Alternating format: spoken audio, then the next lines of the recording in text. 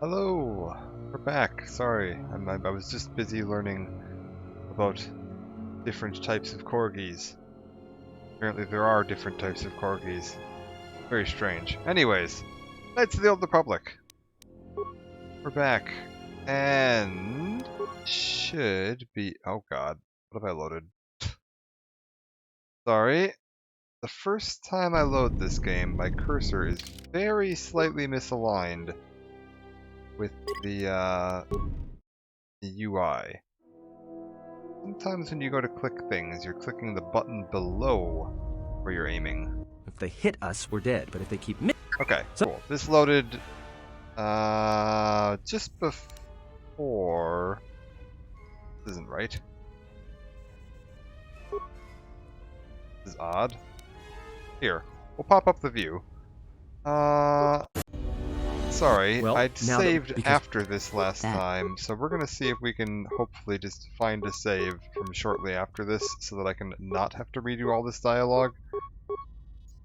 Because, dear Lord God, is there a lot of dialogue? We will be mercifully free from the opinions of imbeciles and fools. I definitely saved after this, so do you want to maybe let me... Really? Did it not save? Well, that's annoying. Okay, I guess we are redoing all that dialogue. Anyways, last time we finished, we were just in the middle of escaping Paragus. If they hit us, we're like dead. This. If they keep missing us, we're dead. It's great. But apparently we're going to be redoing the final dialogue. Yes, the emote is working. Somebody shut that trash compactor up. That's fine. I guess we'll just redo this bit of dialogue. That's very strange. I'm certain that I saved, but we'll just try to redo the dialogue as best as we remember how to. Just do your best to keep your distance. We'll get out of this yet. What are the asteroids? They can be destroyed by us as well as them, can they not? That'll take out the whole field, the colony, and maybe us. We might not even be able to jump to hyperspace in time. Then we die here. Choose now. Yeah, no, someone might still be alive in the facility. Yeah, we're gonna go with that. Hold on. This is gonna get a little rocky. Well, now that we just killed a planet, maybe one of you can tell me what's going on. Because between assassin droids, a Sith Lord that looks like he sleeps with vibroblades, and being target practice for a Republic warship, I was better off in my cell. The Republic warship was the Harbinger. It was seized on its way to Tilos. This seems to be behaving well Sith. today. They sought you, Jedi. Hold a moment. Oh yeah, we're still using the same settings as last time.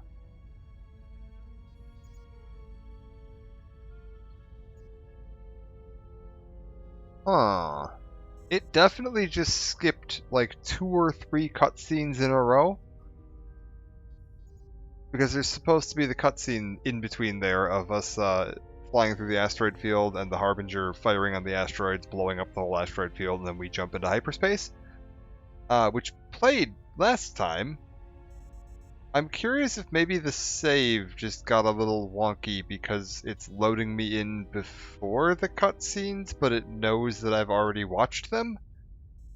That's definitely a little odd. Yeah, what's... Harbinger was on its way to Tilos. Yeah. Yes, to aid in the recovery effort there. Many roads lead to Tilos, including ours. Not like we have much of a choice, the Paragus astrogation charts being what they are. It is where we must go, and where the Harbinger was bound before our unfortunate encounter on Paragus. Okay, so how do you know I was aboard the Harbinger? Yeah, how did you know I was there? You were difficult to find, but coincidence was on our side. When I learned that you were on the vessel, I knew the Sith would not be far behind. When we intercepted the Harbinger, it was crippled, drifting in space. It was a simple matter to board the vessel and rescue you. Unknown to me, however, the Sith were already on board. Just as we made the jump to hyperspace, they fired upon us, nearly destroying the Ebon Hawk. Okay, and how come I don't remember any of this? Yeah, I was unconscious, we know that. Unusual set of coincidences. True. But as one trained in the Force, you know that true coincidences are rare. Okay, how do we get to Paragus? I do not know how the Ebon Hawk was able to make it to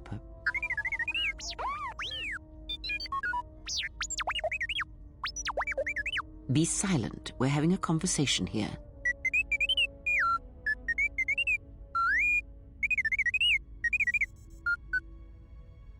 It says he repaired the ship and got us to Paragus. Yes, that's correct. We played that. Repaired this ship. My eye. Next thing you know, it's going to claim credit for saving our skins. If that little noisemaker says it repaired the ship once, then it can prove it by doing it again. Go on. Get! Alright, how come I don't remember you rescuing me? Whatever occurred on board the Harbinger had rendered you unconscious. Though your thoughts were faint, I was still able to find you, sealed in one of the cargo holds. And why are they looking for me? Because you are the last of the Jedi. Once you are dead, then they have won. I'm not a Jedi, not any longer. Yeah, we'll go with that. Whatever lies you tell yourself are of no consequence. The Sith believe you to be a Jedi Knight, and that is all that matters. Oh, also, my neck appears to not be attached to the rest of my torso, seeing as I could see through it there. That's good. What happened to the Jedi? Yeah, that can't be true. The Jedi Civil War destroyed the Jedi. By the war's end, barely 100 Jedi remained. Many fell in battle, and many more were seduced by Revan's teachings. Hey, what about Dantooine and Coruscant? The Jedi Academy on Dantooine is nothing more than a crater that echoes with the ghosts of dead Jedi. And the Jedi Temple on Coruscant lies empty. The waters in the Room of 1,000 Fountains have fallen still, in reverence to the fallen Jedi and those now lost. Many Jedi blamed the teachings of the Jedi Masters for Revan's fall, and the civil war that followed. I guess we'll just catch up with everyone here for a bit. That's fine. It gives me something to do for the opening of the stream, and possibly try launching a cutscene and see if it's going to instantly skip again, because if it's instantly skipping cutscenes, we may need to, like, reload the game or something. Not entirely sure why that's happening. Anyways, if any survivors live, we need to warn them. Perhaps, but they are Jedi no longer. If the Sith have not already slain them, then they will not help you, nor can you help them. Okay, how do we stop the Sith? That is not an easy question to answer. This threat is greater than you know, and I do not believe it is a battle that can be fought. Don't stop them, they're going to keep coming. What do you think we should do? Yeah, let's get her advice. Look, enough with the we already. We cannot hope to triumph against them alone. To stop them, you will need weapons, allies, and a teacher. In the end, I fear it may not be enough. Alright, what do you mean by that? You fought in the Mandalorian Wars, and it cost you everything. Are you willing to sacrifice as much again? Mandalorian wars are my choice. This is self-defense, not war. We must stop them. There's no other option. Yeah. You are not listening to me. This is not like any field of battle you have ever fought in. Think carefully on your choice. If you choose to fight, if you choose war, it is a path few turn from once the first steps are taken. It carries with it a terrible price. And in the end, you may find you have nothing left to sacrifice. Alright, nothing to lose now. I turned away from war once, I can do it again. Do not try, we've lost anyway. His life is sacrifice. If evil's not fought, then we sacrifice the galaxy. I think we went with this one last time. Your fool's words echo of a Jedi. You have much to learn. But we have spoken long enough, and my wound pains me. If you have other questions, find me in the crew quarters. There we will speak more. Hey, don't stop your long, boring rants on my account. I was just getting sleepy-eyed. Also in private, we will be mercifully free from the opinions of imbeciles and fools. Look, not like I care or anything, but you might want to go check on our passenger, especially with that hand of hers. Okay, seemed well enough for someone who just lost her hand. I think she was barely keeping it together. I'm surprised she's able to stand with all that pain rolling off of her. Okay, yeah, what are you talking about? Are you blind? If I were her, I'd be screaming like a stuck Mynock. Well, I mean a very strong, manly Mynock. I think she's just too proud to show any weakness. Especially in front of you. Alright. You might be right, maybe in pain. I'll see if I can help her. Okay. We're gonna save again real quick. And then we're gonna, like, extra save again real quick. Escape. Yes. Can I... If I view a cutscene, does it actually play right now? Let's just go to... Escape from Paragus. Yeah, okay, they're playing. Well, that seems to be working fine. I don't know why that first cutscene skipped initially. Also, what do we have here? 4 levels to gain. Go ahead and move that all along. Powers, what do we want to do here? Force Aura, Energy Resistance. Can't do any of the second tier powers just yet, so let's go with Energy Resistance. And we'll go check in with Kreia. Last time we did take a quick peek around, we discovered behind this security door a damaged HK unit. Remains of an HK unit older and more corroded than the one you encountered on Paragus. Its power core still carries a charge, but a number of critical parts appear missing. Prepare to diagnose. Droid is missing 4 critical components: processor, replacement chassis, control cluster, and its vocabulator.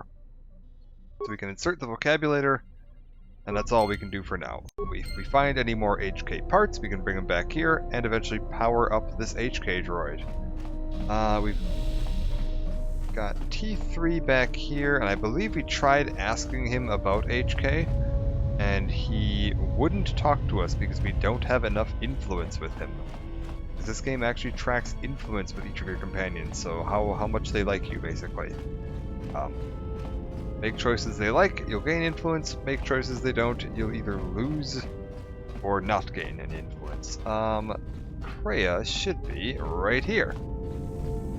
Let's see what she has to say. Have you come for more answers? There is little more left to give. Yeah, very similar to SWTOR. This game added a lot of mechanics that went on to continue both in like SWTOR, Dragon Age, Mass Effect. Like Knights of the Old Republic 1 is a very bare bones game because you didn't have companion influence and like your light side, dark side influence didn't matter much. This game expanded all of that quite a bit, and then those same principles went on pretty much exactly as they are in Dragon Age and SWTOR. I'm here for more answers. There's little left to give. When you lost your hand, I felt it too. Is there anything I can do for you? This wound is a physical thing and will fade with time. It was necessary. Some things may only be learned from sacrifice. Okay. Felt the loss of your hand. What would have happened if you died? Yeah. I do not know. I fear that the consequences would have been more extreme. More extreme? It felt like my hand was dipped in molten carbonite. Like what consequences? Death? Possibly, yes, and I fear it works both ways. I would not wish to test it, nor should you. Okay, what can we do? I don't want my actions to place you at risk, and we'll work together and try to be careful until we can fix this. I think it's a threat to me and inconvenience me to separate now. This is another thing you might notice, is that there's a lot... KOTOR 1, a lot of your dialogue options, you either had, like, positive response or negative response. There wasn't a lot of, like, granularity in this. This one, they give you a lot more control over what you want to say with your character, and they do react to that. Like, it isn't just that there's only 2 different responses. There are like 5 or 6 different responses, and they can have varying impacts on influence. So you could have a extremely high positive gain here versus an extremely low gain somewhere else, or reduction at some other point. At your age, you could die any moment, especially considering the way you act. No. Okay, let's see. We'll work together and try to be careful until we can fix this. Seems sensible. When battle is upon us, I suspect our minds are prepared enough to shield each other from the pain. I think we shall not have a repeat incident of what happened at Paragus. Okay, yeah, how did this bond happen, though? I confess its nature eludes me as well, but the bond is strong, and its roots run deep. It seems the Force flows easily between us. When one of us manipulates the Force to heal or strengthen ourselves, the other is aided as well. You and Kreia possess Force Chain, and either of you uses the Force power on yourself, the other gains the benefit as well. Fair. A powerful technique indeed, though, as we have noticed, it has its drawbacks. Okay, I need to know more about the Sith hunting us, because that one Sith we encountered on the Harbinger seemed to know you. These Sith, they seek the death of all Jedi, as have all the Sith, since the Jedi Order was first split. First split, yeah, tell me about the history here. Let's get some info. Yes, the Jedi Civil War is not the first one of its kind. Thousands of years ago, the Jedi had another civil war that split the Order. It was a terrible thing. A faction among the Jedi abandoned the teachings of the Order, following their own path.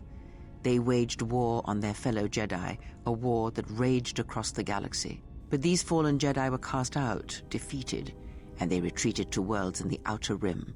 Over time, they took on the mantle of the Lords of the Sith, but in their hearts they never forgot the Jedi. The hatred for the Jedi Order burns in their veins like fire and echoes in their teachings. Revan tasted it, as Malak did. So these Sith continue the crusade. Yeah, they seem different somehow. In a manner of speaking, they are different from Malak in that they are concerned only with the destruction of the Jedi. For them, it is all that matters, all that ever mattered. It is a different war these Sith wage, a thing of silence and shadow. They strike from the darkness, hiding from the face of the galaxy until all Jedi are exterminated. After all the Jedi are gone, then the galaxy is theirs, no matter whether the Sith or the Republic rules. It is the dark side that shall reign, unchecked. Okay, I've never seen Sith assassins like those in the Harbinger. Sith knows some Force techniques that are extremely weak. Yeah, let's mention the fact that those soldiers we saw seem to be closer to not like... Because the Sith we fought in KOTOR 1, there were only a handful of like Force trained, so, like Dark Jedi. Most of them were just like Imperial Navy. These Sith seem to have a lot of like Force trained, but not terribly well, just like frontline soldiers. I believe them to be the result of special teachings. Their apparent weakness against you is evidence of this. Those Sith assassins can sense their prey through the Force. It is like a hunger. They feed and grow stronger when they are near Force sensitives. The stronger their prey is in the Force, the deadlier they become. As long as you were cut off from it, you were able to evade their sight. But after Paragus, I fear that you will be no longer shielded from their eyes, or the eyes of their masters. The stronger you grow, the more will come. One thing to note, too, is that because of how many more options there are for how you want to respond to things, there are a lot more unique dialogue lines that you're not going to be able to access on one playthrough. So Kreia has a lot of different things she can say about the Sith here, depending on which options you pick. So there might be options that give info that you don't get in each playthrough. Other questions I wish to ask you? Yeah. Ask, and I will answer. More about the Sith hunting us, it's fine. We were on Paragus, I could feel the Force again, yeah. Indeed. And was it the same as before? No, it felt different, faint. If my suspicions are correct, perhaps the damage the Jedi Council did was not as permanent as they thought. It is not an easy thing to cut one off from the Force. Wait, the Jedi did this to me? What did you believe? That you suddenly lost your connection with the Force without reason? Not possible to cut one off from the Force. It's like deafening someone or blinding them. Cut someone off from the Force, it's like losing all your senses at once. Indeed it is. It is much like losing one's ability to listen, or being put into a deep sleep, unable to awaken to the galaxy around you. Such a thing has been done before, when Jedi have pronounced sentence on their own, and exiled them as they did you. I don't think the Jedi would inflict such a punishment on anyone. It seems too cruel. There must be a way to reverse it. Yeah, that does seem unusually harsh for what they do. Granted, what they did to Revan was pretty harsh too. Must be a way to reverse it. It is possible that such a thing can be undone. Still, even so, the chances of the Jedi undoing such a thing for a traitor is a slim thing at best, assuming they yet live. You said it's possible. How? Our link may have had other consequences.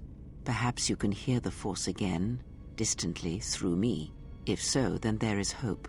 I may be able to teach you, train you to feel the Force again, and if you will not allow me to help you, then other Jedi must train you, or undo the damage they have done. Okay. There are no more Jedi, I thought you said. Then I am your only hope, as you are mine. We are a sad pair, you and I, to defend the galaxy against such a thing. I offer to train you to become strong again, to know the ways of the Force, and to hear the Force sing within you as it once did. Okay, I accept you as a teacher for now, if your training brings power. Yeah, we'll accept whatever aid you have to offer. That seems fine. Then our training shall begin. Whenever I travel with you, I shall impart what I can to you, through my words and presence. Any other questions? Yeah. Ask. What do we do now? We haven't asked that yet. We'll hold off. We talked about that. Can you tell me what's happened since the Mandalorian Wars? Because, yeah, it seems like I've been away since then. Much has happened in the galaxy in your absence, and since the defeat of the Mandalorians at Malachor 5. Yeah, tell me about the wars themselves from your perspective. It is a tale you already know well. Almost a decade ago, the Mandalorians began preying on the Republic, bringing the fires of war to many planets along the Outer Rim. Their predations continued, winning victory after victory, until the Republic finally begged the Jedi Council for aid. The Jedi Council didn't help, only a few knights did. But did not move fast enough, so we had to. Some Jedi answered the call like I did. Yeah, the Council didn't help, only a few knights did. Indeed. The Jedi Council counseled caution and patience to assess the Mandalorian threat as the Outer Rim burned. Revan and Malak refused to wait. Yeah. 2 Jedi Knights, Revan and Malak, defied the Jedi Council.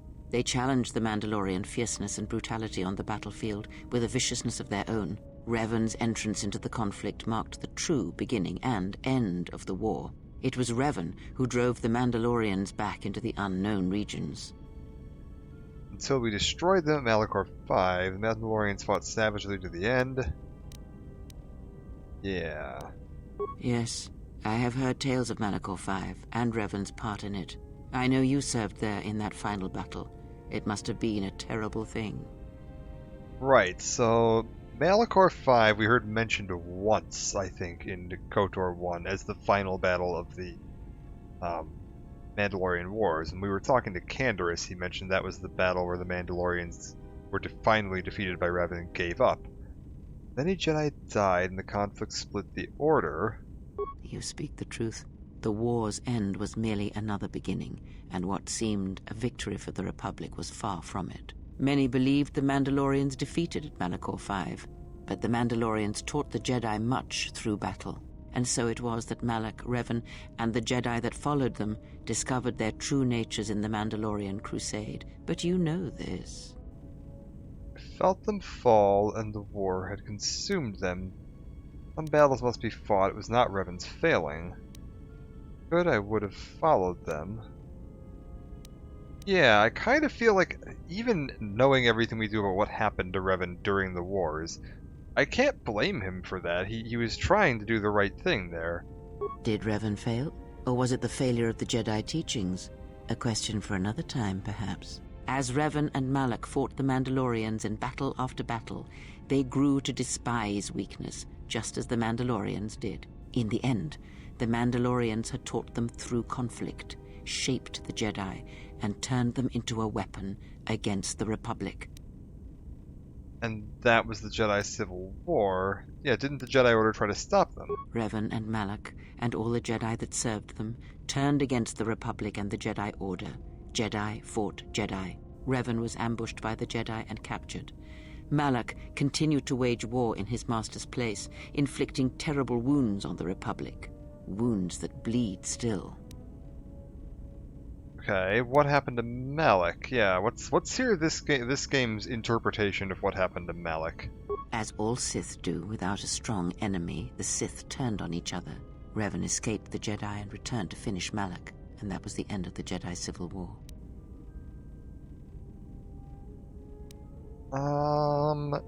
Yes. Trying to finish Malak, and that was the end of the Jedi Civil War. Does Revan still live? Yeah, that's good to know. After defeating Malak, Revan left the Republic, and there are none who know where he has gone. It is said that the Sith remnants turned on themselves after Revan defeated Malak, reducing Korriban to ruin as the Republic still bleeds and struggles for life. Where Revan wanders now, I do not know. Okay, so Revan abandoned the war. Revan turned against Malak for the sake of the Republic? It would seem that way from a certain point of view, perhaps. The Jedi Civil War left wounds that have yet to heal. We shall see if the Republic has the strength to survive.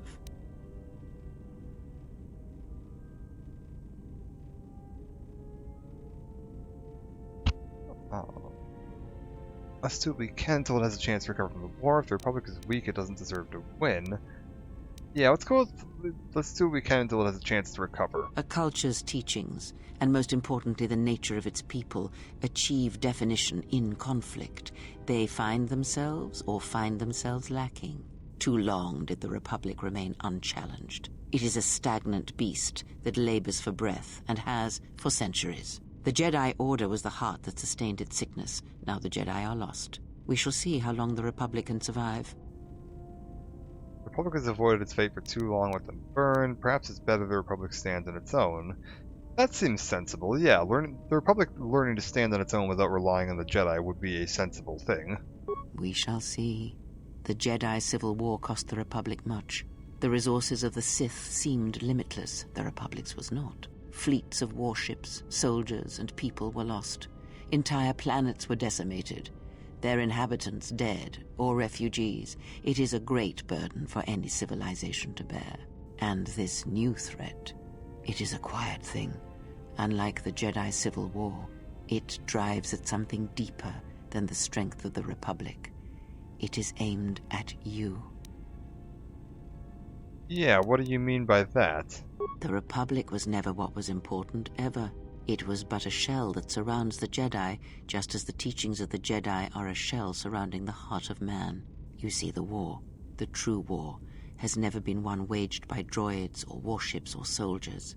They are but crude matter, obstacles against which we test ourselves. The true war is waged in the hearts of all living things, against our own natures, light or dark. That is what shapes and binds this galaxy, not these creations of man. You are the battleground, and if you fall, the death of the Republic will be such a quiet thing, a whisper, that shall herald the darkness to come.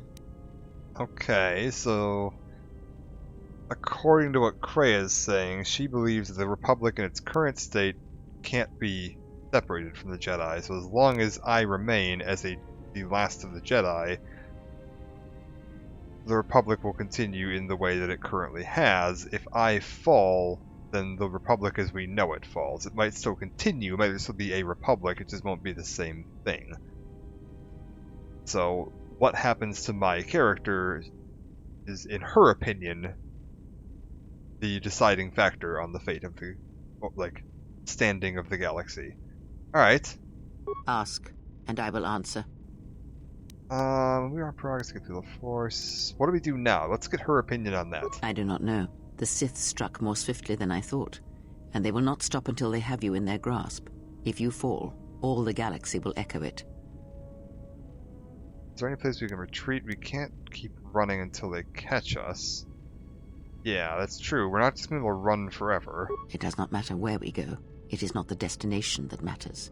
It is the journey. All paths will take us to the end, whatever it may be, and no matter how strongly we fight against it. For now, we are bound for Tilos, and that is enough. Got it. Enough for what? Before the war, Jedi who failed their training were sent to the fields of Tilos to serve the galaxy, not as Jedi Knights, but as farmers and laborers. The destruction of Tilos was complete. I doubt any Jedi remain. Yet there may be echoes of their passing. We shall see. Okay, so we're looking for signs of the Jedi on Tilos. We find no trace. That seems weak, yeah. Then I am left with nothing more than we had already. My faith in you and your ability to meet what comes. Fair enough. I guess we're just going to assume that we either find something or we're no worse off than we were before. That seems fair enough. I think I've heard enough for now. I would see to that fool in the cockpit and remind him of our destination. I would not want him attempting to veer from Tilos. He's not a fool, but he does feel odd. He is a fool and an imbecile. His potential lies downwards, not up. Watch that one. His thoughts are slippery. I do not trust him, and nor should you. Such a man serves himself first, and his allies next. Okay, she doesn't seem particularly fond of Atten. We actually gained influence with her there. That's surprising. Krea's incredibly difficult to gain influence with. A lot of her logic and reasoning doesn't follow what you might expect. She's a very odd character. Like, if you go all in dark side or all in light side, she is not going to like you. She has some very particular viewpoints she follows, and if you're not in line with them, you lose rep with her real quick. Let's just check around, see if we got anything else going on the ship here. Nothing back here where Mission used to hang out. Anything over where... yeah, nothing in this room. You can see it's a little more scaffoldy, probably from when the hole in the wall got blown out. T3's back here working on the hyperdrive. You know that HK droid? How did you get here, T3?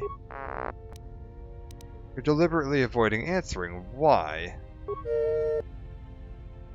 Let me check your core, I'll be careful, I promise. That doesn't... no, okay, yeah, let's see if we can be careful and check his core. I want to make sure you're alright, just let me check, alright? Yeah. Success? I'm finished, are you alright? Then play the Then play the message. T3, you have been with us since Bastila. Without you, we would never have escaped that place. And for that, I thank you. I'm leaving this message inside you because I have seen glimpses of the future, and the bond that he and I share does not allow him to hide everything from me. More of his memories have returned, and they trouble him. He has remembered something. Something on the edge of the galaxy, and he believes that he must go there to end it. But I am afraid for him. Afraid that he may not return. I need you to be the beacon, T3. If he is lost out there, on the edge of the galaxy, if he finds whatever terrible thing he has seen, then he may not survive. If he doesn't make it back, then I need you to return to the Republic. Find help. If you cannot find me, then seek out other Jedi. The Republic, I can't lose him, even if he believes he is protecting me. Oh. So Bastila left a message for T3 because apparently Revan regained some of his memories from the time he lost, remembered something that he'd encountered on the edge of the galaxy, and left in search of it. And she was concerned about him, so asked T3 that if anything happened to Revan, he should hijack the ship and fly it back to the Republic to try and find help. And if he couldn't find her, he should find just any Jedi he could find, which is why he was encountering either Krea or myself.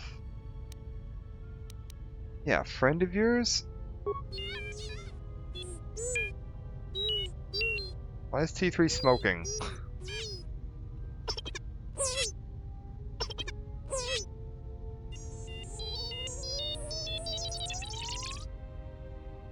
I don't understand why you're concealing that from me. Who was the person the hologram was talking about? So that seemed like I asked if that was a friend of his, so I asked him about Bastila, and I got a fairly complicated response. Who was the person they were talking about?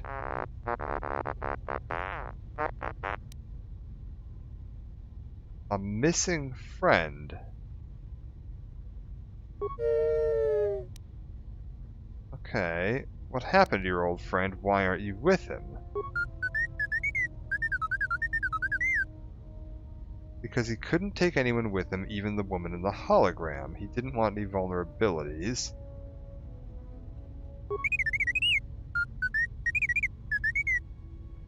And he left you. I'm sorry, T3. If he did return, he had to make sure no one followed.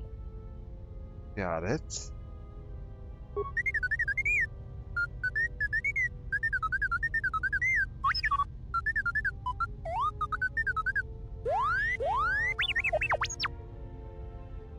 You did help. You found us. If we can stop the Sith, and there's hope after all, you were able to gather us and together we can crush it. Okay, yeah.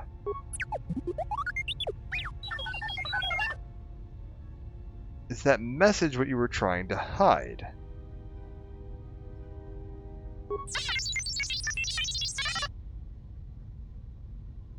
Okay, I don't understand why you were concealing that. So you came in search of me.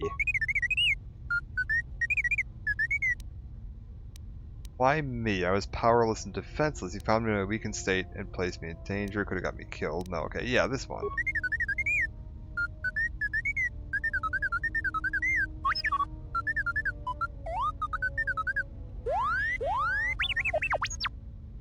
You needed someone strong enough to fight the danger that was coming, someone who knew war and battle and could make the hard choices that had to be made. You needed the last Jedi, the hero of the Mandalorian Wars. Me. Yeah. Honor, I'll do what I can to stop this threat. When this journey is done, no, I'm not going to threaten him.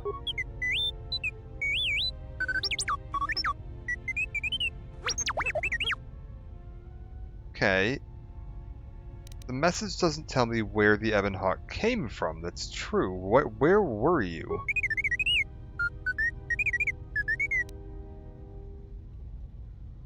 You don't have the information. Okay.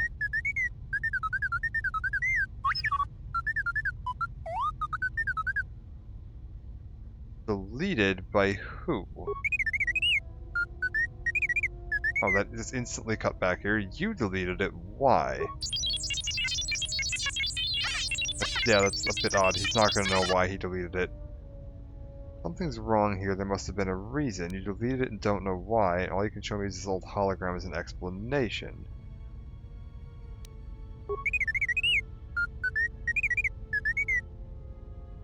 Don't be sorry. Maybe you had a good reason or were trying to protect someone.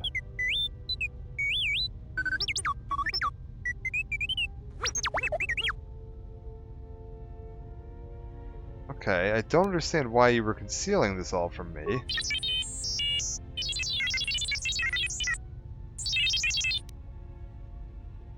I understand. I didn't think you kept messages like that. Yeah, fair enough.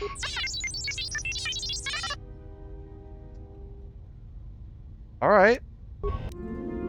So we gained some influence, and we got a bit more history. So Revan left on the Ebon Hawk in search of something on the edge of the galaxy that he'd encountered during his time as the Dark Lord of the Sith, that he was concerned about and thought posed a threat to people. Something happened to him while he was out there and he wasn't able to return, and so Bastila's instructions to T3 kicked in and T3 returned on his own. Alright, let's see if we can talk to T3 a little bit here, and we've gained some influence. Maybe he'll actually be able to tell us about HK now. You look like you've suffered a lot of damage over the years. Yeah, let's get some more info on him. Yeah, how much?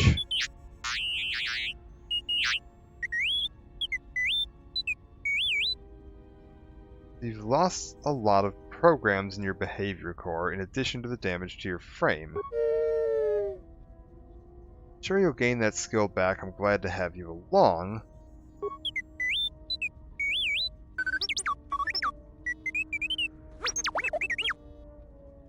Computer, I might be able to upgrade your memory core. Yeah. I have pretty good skills. Let's see if we can do anything with them.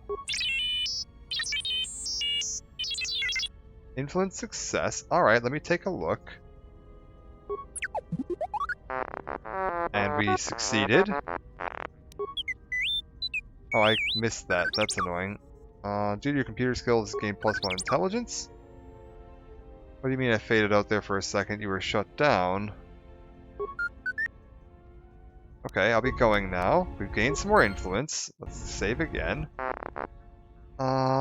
Repair. Yeah, let's see if we can do some maintenance on him. Sit still. This should do it. Are you doing alright? +1 Constitution. Very good. That's same. We're doing alright here. Let's see how much we can upgrade T3. Computer, mind if I try upgrading your memory core again? Yes. And we succeeded. How do you feel? Another intelligence.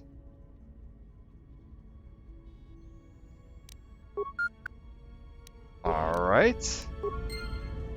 I'm gonna keep saving here, because eventually we're probably gonna hit one where we fail, and I'd rather not deal with that.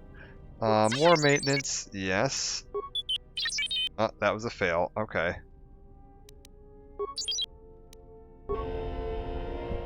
Let's just reload there. Is my repair skill lower than my computer skill? I don't actually know what my skills are right now. Computer's at 18, repair is at 11. Okay. Can we do another round of... the hell? Can we do another round of computer then? We've done 2 rounds of computer. Let's see if we can do a third. Tackle some higher functions. Failure. Nope. Alright, so that's everything we can do for now. We'll just reload there. Until we get more repair and computer skill, that seems to be everything we're going to be able to do for now. Can we see his stats? I think in this game... Okay, no, I can view everybody's equipment from here. I just can't necessarily view their levels. I actually have to have them in my party to level them. That is fine. Can I view their skills? No, okay. You can just change equipment on the ship. This is another change they made from KOTOR 1. In KOTOR 1, you could only change equipment while they were in your party. In KOTOR 2, while you're on the ship, you can toggle between everybody you currently have available and change all of their equipment from here, so that you can manage your equipment a little more easily. Give her, actually, her vibroblade back. That looks good. Reflex package is like, as long as we're in this screen, let's go ahead and start checking everybody's gear. And I think we've now talked to everybody except... Actually, here. Let's see if he wants to tell us about HK. We've done a couple upgrades, we've gained a little bit of influence. Maybe he'd be willing to talk to us now. You know where that HK droid in the cargo bay came from? Ah, influence success this time. We didn't get this last time we were playing, so he's willing to talk, and he was trying to rebuild him. Why?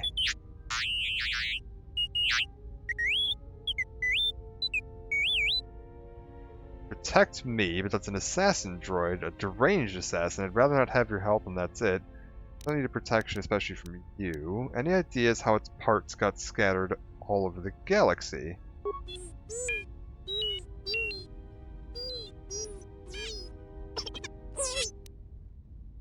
I had to ask, do you know where I can find them?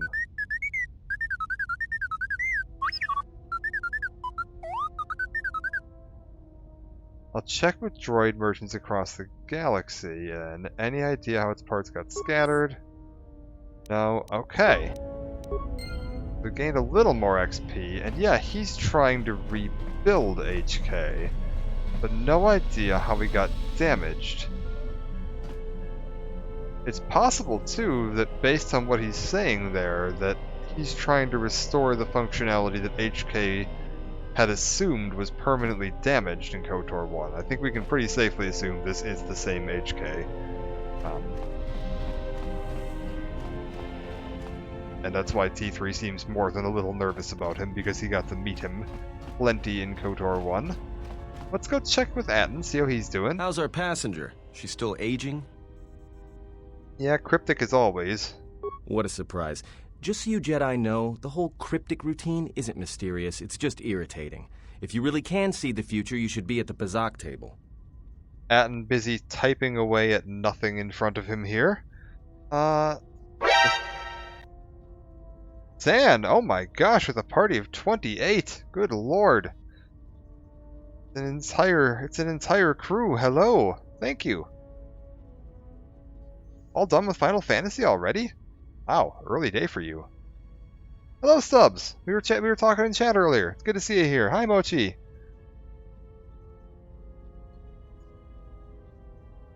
And Tirzu, nice to meet you. Hello, hello everyone. Oh my gosh, we've got an entire party. Setsu, hello.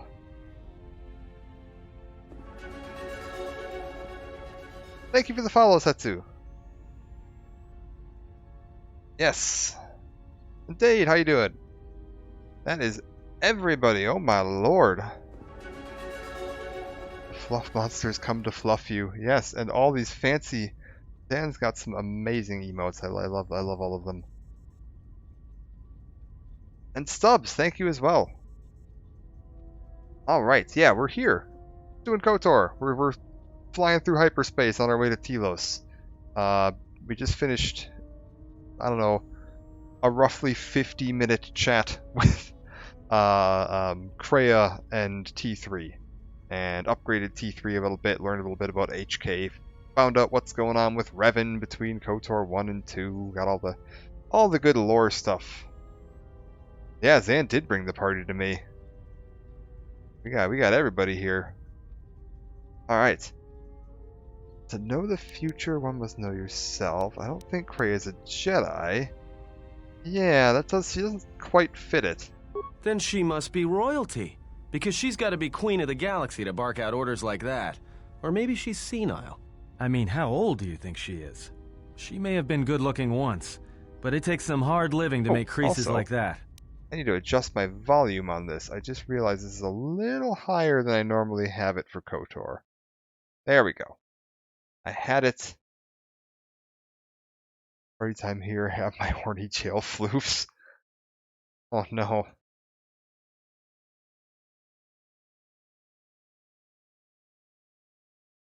Dancing Emmett Selk. Yeah, those are solid. Very quality. Good looking, are you that desperate? If she looks good to you, you must have taken a laser blast. Yeah, hard living. What does he think about this? Yeah. Her face looks like it was plowed by crazed Ord Mantell farmers. Don't tell me you were too distracted by her personality to notice. Ease off the insults. She was wounded helping us escape, remember? Wanted to ask you some questions. Yeah, okay, let's see if we can get these two to stop constantly insulting each other. Also, good lord. If that is a 2D JPEG, my god. They couldn't even bother 3D modeling the whole ship out the window in these days, apparently. Whoa, all right, don't get mad at me. Hey, I didn't ask her to stay behind and get her hand cut off, okay? I mean, I appreciate what she did and all, but she could stand to lay off the insults herself, you know? Empathy from you is like squeezing water from a stone. Yeah, that's fine. Are we still on course for Tilos? Like we have a choice? It's the only place Paragus had logged in their astrogation charts. Well, if you thought Paragus was dead, then Tilos is a dying world they're trying to breathe back to life. Should be there before too long. You can check our course on the galaxy map if you want. It's on the wall behind you. Behave, Zan, for the beginning. It was hard because of all those hot people.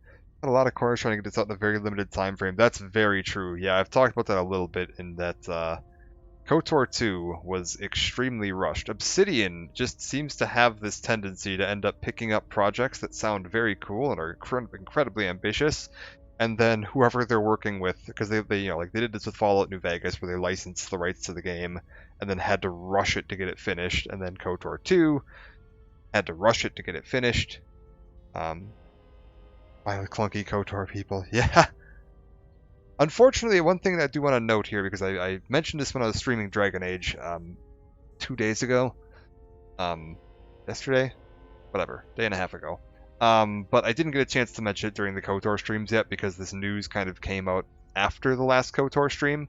I started streaming KOTOR because they were porting Knights of the Old Republic 2 onto the Switch, and I was like, man, they're great games. I want to play through them.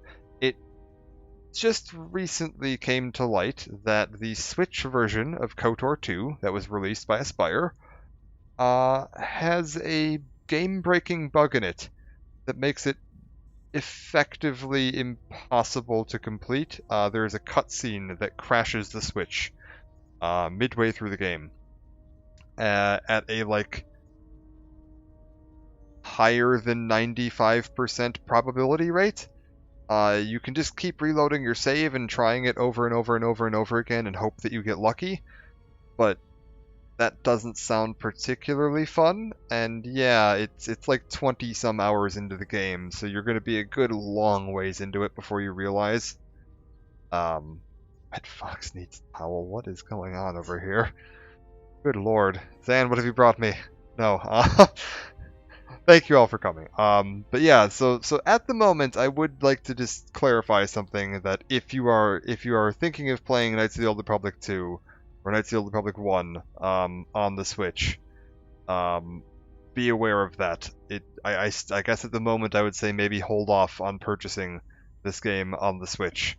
And for now, if you'd like to play it, there's an excellent sale on GOG.com right now. You can get both of these games for very, very cheap.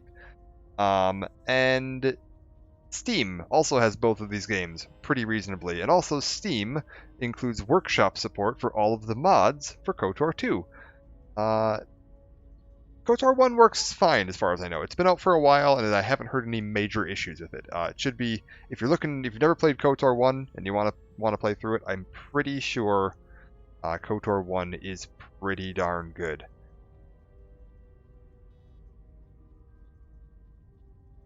Yeah, in essence, what you're saying is you fucked. That is very true. Unfortunately, it is a mess, and I really hope Aspyr gets that sorted out in a very quick fashion, because it is extremely disappointing that they released and apparently they knew about this when they were confronted about this on Twitter.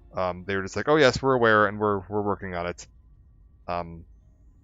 But apparently they just knew about this and figured they would fix it down the line and hopefully nobody would notice. I don't know what the hell they were thinking with that. I'm disappointed to see that they were willing to just release a game, charge money for it, and have it not be in a functional state. That's not great.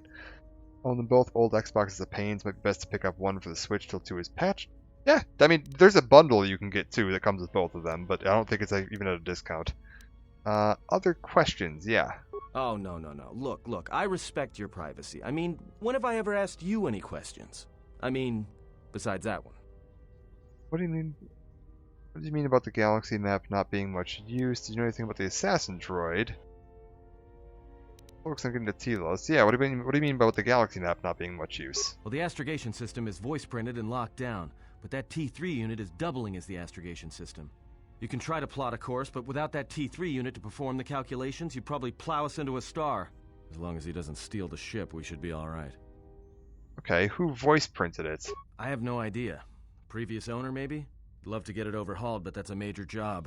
Besides, the droid will be good enough for now. Sounds like the same issue Nier had on Steam a while back. I didn't know Nier had that issue. I know that when Nier launched on Steam, it had a number of issues. Like, it would only run in windowed mode and at resolutions that weren't compatible with 16:9 monitors, so you had it in, like, a strange format. So it wasn't like you couldn't get it into full screen without parts of the screen being off the edge. Oh my god, it was a mess. I think they've more or less patched most of that. But yeah, it was an odd one. Why would someone lock the astrogation system? Takes all kinds. Maybe someone didn't want anybody taking the ship out of the system, or knowing where the ship had been. Smugglers do it all the time in case the Republic decides to board them. Or so I hear. Yeah, fair enough. Yeah, and yeah, the frequency at which this glitch seems to be happening is definitely like well beyond what I would consider an acceptable like post-launch patch. Yeah, borderless windowed gaming. I'm actually using borderless windowed gaming right now in order to make sure that I can get my overlays and everything to work correctly with this, because this game is old enough that it doesn't really like overlays. Do you know anything about the assassin droid? Not much. Except sounds like it was after you. As far as I'm concerned, you handled that pretty well. No more droid, no more problem. Yeah, what else do we got here? Since when do protocol droids collect bounties? Yeah, well, you got me there. Look, droids, I don't trust them. That one we fought, some of them are built like that. Others just, well, break. In the head. Sometimes conflicting orders cause it. Give a droid too much data or tell it to do something it can't do, it'll crack their behavior module in half. Others just don't get memory wipes and they start going crazy. Speaking of which, I think that little trash compactor's long overdue. Trust me, droids were made to break. And most of all, they're predictable and stupid. What do you mean about Galaxy Map not being much use? Okay, well then let's just focus on getting to Tilos. So, what happened? What happened to what? Don't give me that. There were plenty of times back on Paragus where a lightsaber would have been helpful. So where's yours? You just bored of this game for near, and then I only ran into one bug where I got caught in my evade mechanic during a boss fight, so everything was slowed. Oh lord.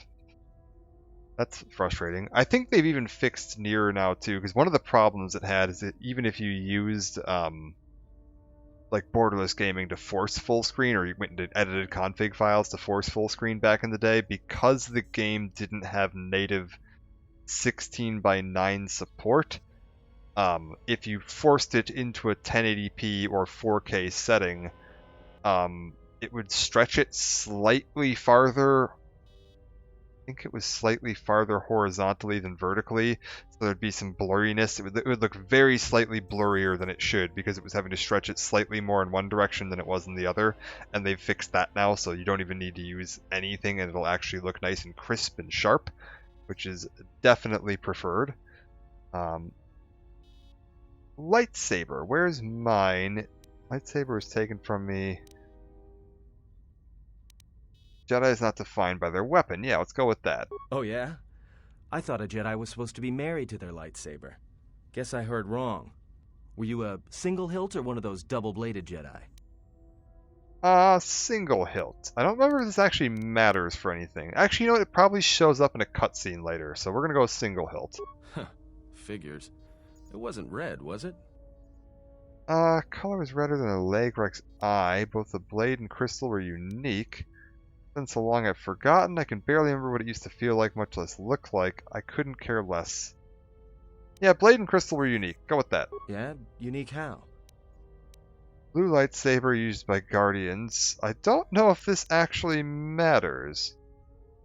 Oh, we've got a lot of options though. Hello. Green like the Consular, Sentinel for yellow, violets, orange, Viridian. One the Jedi Order had never seen before. Silver. So long I've forgotten its color. Let's go for orange. Must have been something. Sure be nice to have it now. Might make those Sith think twice before coming after us. I think it affects which saber type you get. Really?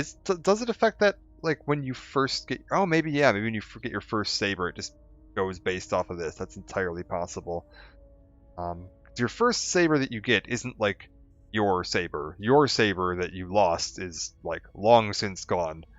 I don't think you ever actually get it back. Come to think of it, I know where it ends up, but I don't know if you ever actually get it back. It's no matter it was taken from me long ago. I just think having it would drive them to hunt me harder. Alright, forget I said anything. Like I said before, you can check our course on the galaxy map if you want. It's on the wall behind you. Alright. I think that is everything we're able to do on the ship for now. So, let's take a look. We're currently at Paragus, which you're not going back to. I just think it affects if you get a double-bladed or single-bladed for the first one. Yeah, I'm not entirely certain. That makes sense, though. That definitely seems like a very sensible option. I like this planet, too. If you look at it, you can see there's, like, the main planet down there, and then all this, like, floating grid work, like, hovering off the surface of the planet. It's terrain, space station, climate artificially maintained. And that is going to be something to keep in mind when we get there, is that the areas that we are going to be standing on this planet are not actually the surface of this planet. We are standing on this, like, network of space stations in tidally locked orbit around the planet. can see it a little bit there too as we fly in.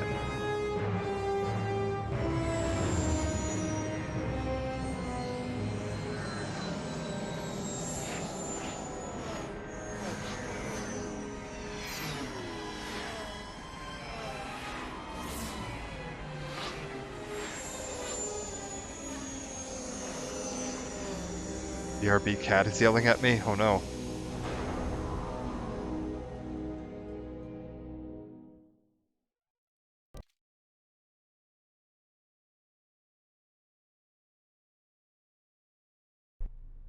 Servant Zan food. This is Citadel Station Bay Control, Dock Module 126. Please remain where you are. Lieutenant Dahlgren will arrive shortly to meet you. That is all. I don't like the sound of that. If they think we caused the explosion... Uh-oh. Here comes the welcoming party.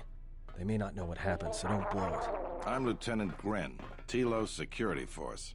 I'm under orders to take you into custody in regards to the destruction of the Paragus mining facility.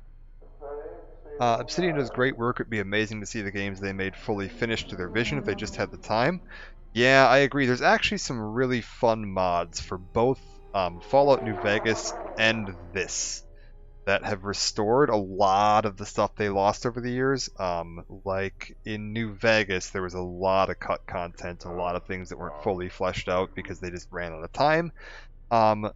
There's a group of modders that went through and like spent a bunch of time asking Josh Sawyer, the project head at Obsidian for New Vegas, a bunch of questions about what content he wasn't able to get into the game at the time, and looked at interviews and looked at design documents and looked at files that were left in the game, and they did a patch called the Sawyer Mod that added in a lot of cut content that was missing from the game and changed some gameplay mechanics and some other scripting and quest stuff to try to bring it more in line with what if they'd had the time to do it, what Josh Sawyer would have done with the game given the resources, which is really cool. I highly recommend checking that out if you're a fan of New Vegas. And then for this game, there is the Star Wars: The Knights of the Old Republic 2, the Sith Lords content restoration mod.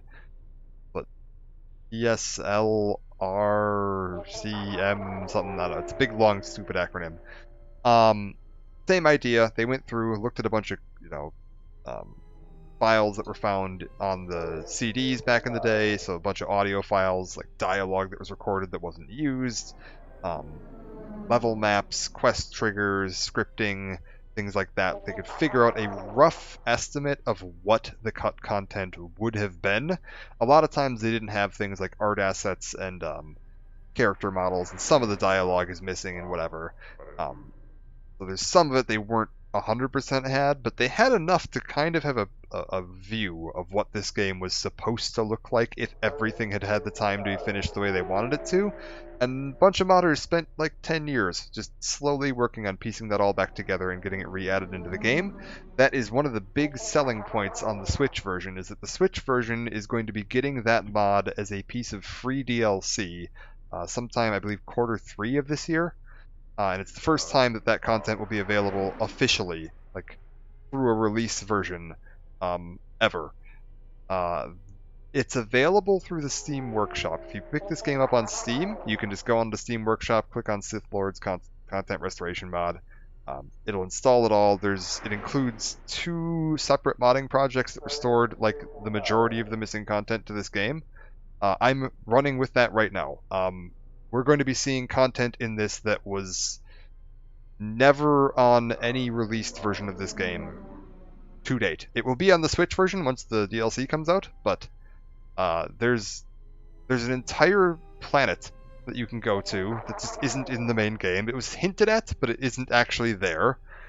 And then there's a droid factory. You get to go to the HK Droid Factory and find the backstory of where all of the HK-50 assassin droids were coming from, and find a bit of backstory on HK-47 and his plans and future and everything going on with HK-47. And that is fully voiced. All of HK-47's dialogue and all of HK50's dialogue for that DLC was completely done being voiced, and all of the files are included in this. So it is voiced by the original actors, recorded at the time the game was originally recorded, and just seamlessly fits in with this. It's really phenomenal. I played through it for the first time about, I don't know, 2 years ago, and it is really fantastic. So if you've never seen that before, you can pick it up on Steam. It'll be on Switch later. Hopefully the Switch version's functioning. I don't want to make promises for Aspire, because who knows whether or not they're going to pull through on that, but at the very least it is available on Steam in a playable format. Anyways, we're being arrested apparently because they're blaming us for Paragus being destroyed. Yeah, are we under arrest? You haven't been formally charged, but you will be placed under house arrest pending the results of our investigation. Due to the nature of the investigation, I have no specific timetable to offer you. In the meantime, your ship and any droids will have to be given over for safekeeping.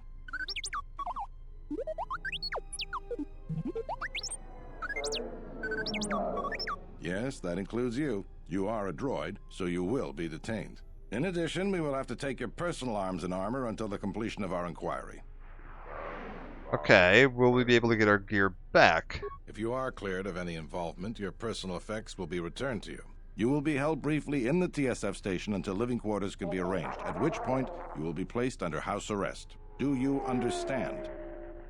Yeah, that's fine. We can cooperate. Good. My men will relieve you of any arms and armor. Please follow me. Tell me I'm not going to jail again. Man, Atten's had a really rough time of it, hasn't he? Oh, hello.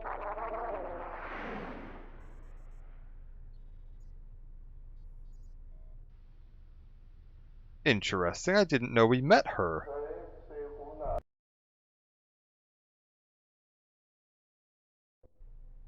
You will be held here briefly. Living quarters are being arranged for you and your companions as we speak. Someone will return shortly to escort you to an apartment in Residential Module 082. Got it. Fair enough. Yeah, wait, I had some questions. I have many matters to tend to. Your questions will have to wait. Oh, apparently not. Alright.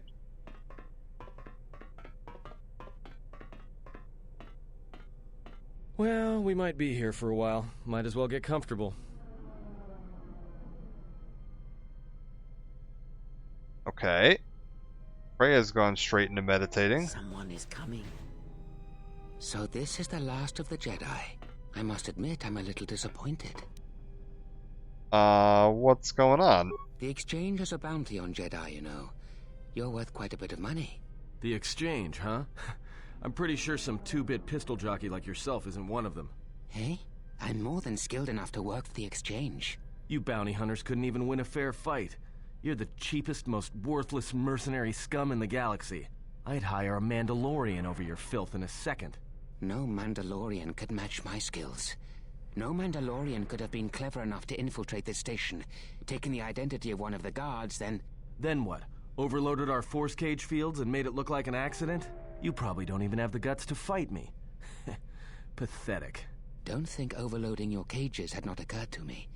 You're wanted alive, but I doubt anyone will care as long as I bring them your corpse. Okay, we're at TSF station. How do you expect to get away with this? The security cameras have mysteriously shorted out. There will be no witnesses to your escape attempt, during which I'll have been forced to kill you. By the time the TSF realize I'm not one of them, I will be far from this place. Okay, yeah, I don't want to fight you if I don't have to. Easier for me then. Come, Jedi. It is time to die. Hey, leave her alone. You want to fight? Then try me, if you've got the guts. You have goaded me once, and you shall not do so twice. But I shall dispose of all of you eventually. And an old woman, a fool, and a broken Jedi are no match to my skills. Alright, let's give it a shot.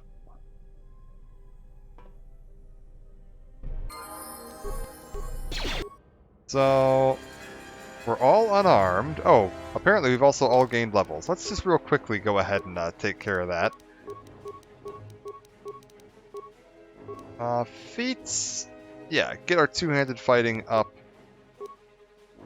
And force powers. Yeah, we'll get force speed up. That's definitely going to be useful. Atten! You're going up the dex route. 4 skills, just enough to keep all of his class skills up. That is fine. Fighting Spirit. He going down? Yeah, 2-weapon fighting. Very good. And Kreia, what do you got for me?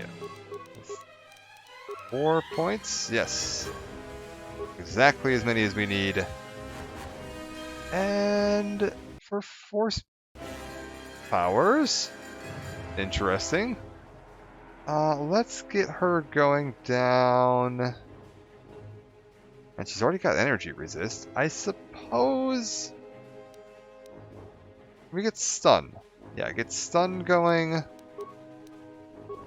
Well, she has 2 levels. Oh my. Even more dex. Keep this all moving up. Powers. Kreia's an interesting one. Like, arguably the build I'm using right now is good, but it's going to screw me over in the long run. All up assassin, I've got a level and you look like just enough XP for another. Yeah. He's very patient. He's a very patient assassin. So I very much appreciate it. Horror. Yeah, I like the sound of that. That sounds like a fun spell. Okay. Kreia, can you go ahead and give me a horror on that guy?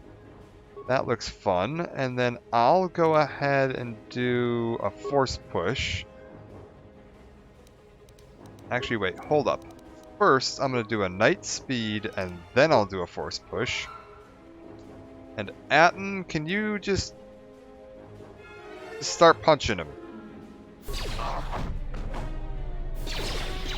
I hear you. Oh, apparently we won. Security cameras. What? What's going on here? Man down! Quick! Call a medic! All right, Jedi. I want you to back up slowly. Hands in front of you. Into the force cage. Cooperate, and we won't have to gun you down. Come on, Lieutenant. They've already killed...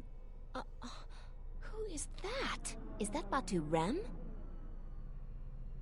Said he was an assassin. No, he was an assassin. It's a good thing I don't depend on you for protection. We don't know. He could be Batu Ren, the famed assassin, for all we know. So no, we'll just say he said he was an assassin. Rem's no assassin. Batu Rem is on leave. He shouldn't even be on the station. This man isn't him. Okay, so how did he manage to sneak in here? That's something we're going to have to look into. I can tell you that it can't have been easy. Okay, so what's going to happen now? We've arranged for an apartment in residential module 082. You'll stay there under house arrest until our investigation of the Paragus matter is complete. You'll be under TSF protection. I'll personally clear any visitors to your quarters, and we'll investigate this incident to the best of our ability. Oh, good, another investigation. Well, let's go. Officer, get Lieutenant Yima a report of this incident. She'll look into this. The rest of you come with me.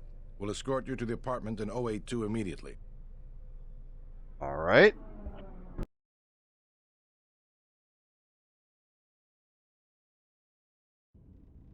These will serve as your quarters for the duration of your house arrest. 2 officers will be stationed outside at all times. Again, I'll clear any visitors. There won't be another incident. But just to be on the safe side, why don't you leave us a blaster or 2? Apparently that was a no.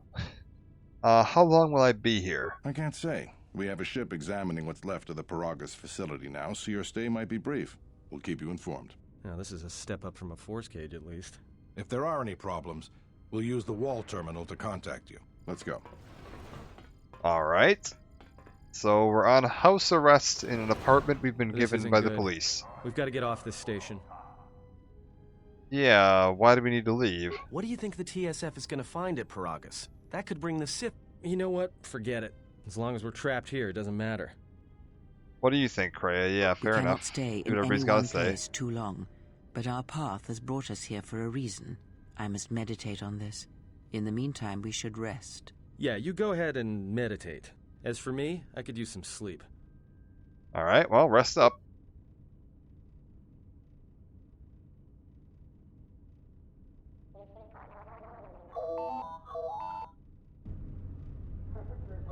I'm going to save pretty often here because there is still... Speaking of glitches in Knights of the Old Republic 2, there is a glitch that's existed all the way back since, what, 2005.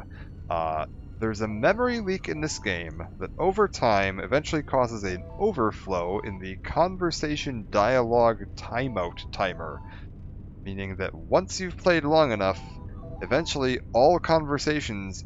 Why don't you answer the terminal? Doesn't sound like they're going to leave us alone. Alright, fine, I'll get it. We'll pause the game then. Eventually, all conversations will instantly skip. So as soon as the conversation begins and people start talking, it is the same as if you were just mashing the skip dialogue button as fast as you possibly can. The more memory you have, and if you have the 4 gigabyte memory expansion patch installed, which I do, the less likely it is to happen.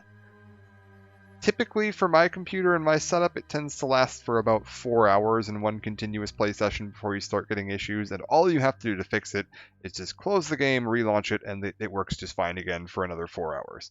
So, think of it as like a guaranteed once every 4 hours crash that you get to pick the moment you want it to crash at. It's not the end of the world. It's been in there since day one. It's just an issue with the way this game's engine is coded, and unfortunately, because this was a game made by Obsidian using an engine that isn't their own, they didn't have much that they could do about it, and now that Obsidian isn't handling the game anymore and it's been passed on to Aspire, they really can't do anything about it. This is apparently... Oh, don't want to exit the game. We're good. It's apparently slightly more prominent on the Switch because the Switch has basically no RAM.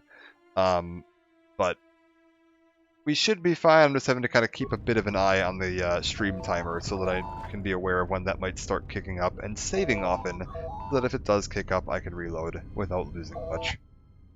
Alright, accept the call from Soka Linu, TSF officer. Excuse me, you have a caller. Moza, representing the Ithorian planet restoration interests on Tilos. Lieutenant Gren's cleared him if you'd like to speak with him. Yes. What does he want? He says he wishes to speak with you on behalf of Chodo Habat. That's all he will say. Fine, let's hear from him. Very well. I'll let him in now.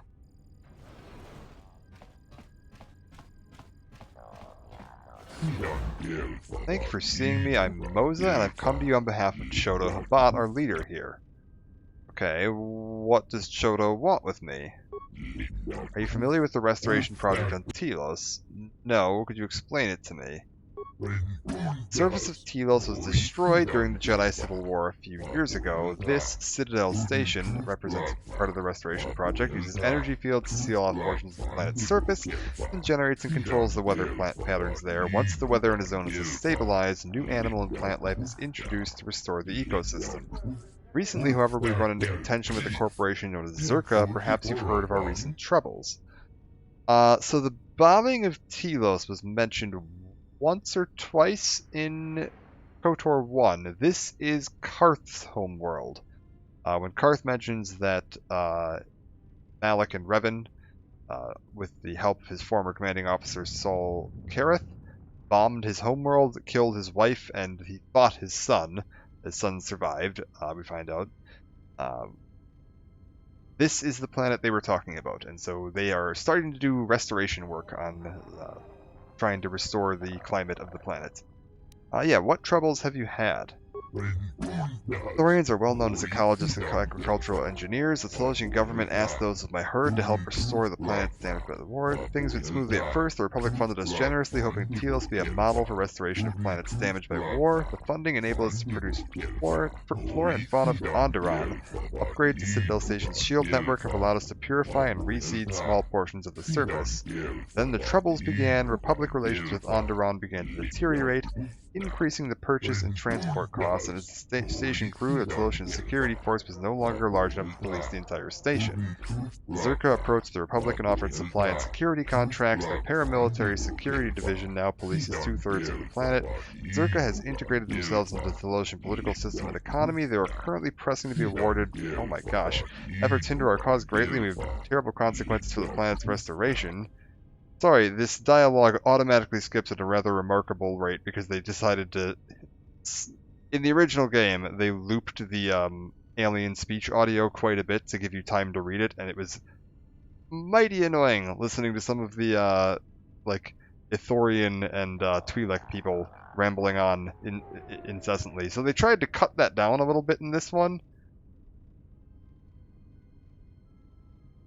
But yeah, the fact that they cut down the audio means that the dialogue skips faster than you can usually read it out loud. You can usually read it, like, if you're a decently fast reader, you can keep up with reading it, but trying to read it out loud is going to be a bit of a struggle sometimes.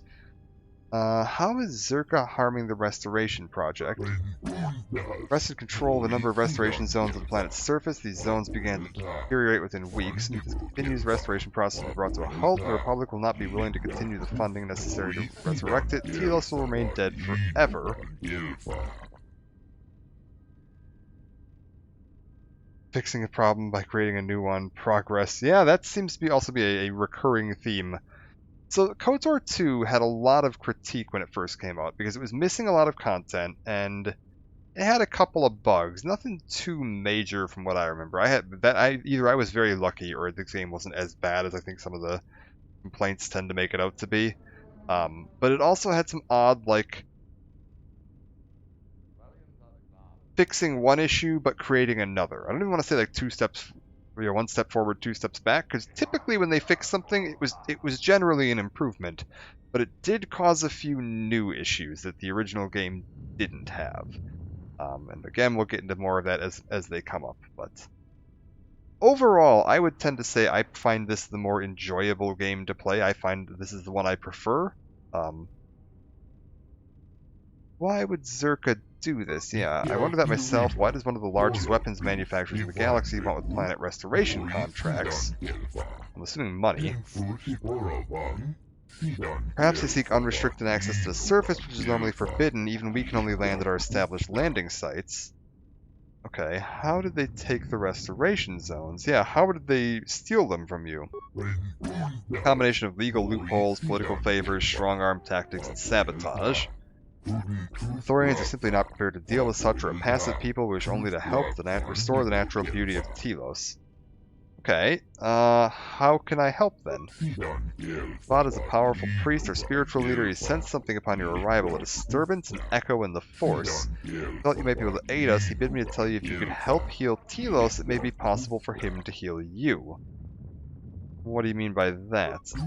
I'm unclear as to what he meant. He says the echo he felt upon your arrival suggests you were damaged. You can feel the pain through the Force. Perhaps Chodahabat should turn his eyes to his own people, if they truly suffer so. Forgive me, I'm unclear as to his message and I may have related it incorrectly. This offer of mutual aid interests you. Go to him in the Ithorian compound in Residential 082 when you're able. He would be most pleased to see you. Yes, I'll speak with him when I'm free. This pleases me, perhaps we'll speak later then. Farewell. I'll try to paraphrase as much as possible when aliens are speaking so that I can hopefully keep up with the dialogue pace. Uninterrupted. I'll just try to read it in my head and speak over it in a paraphrased version. So, apologies if I stumble on some of that occasionally, just trying to reword it in my head live.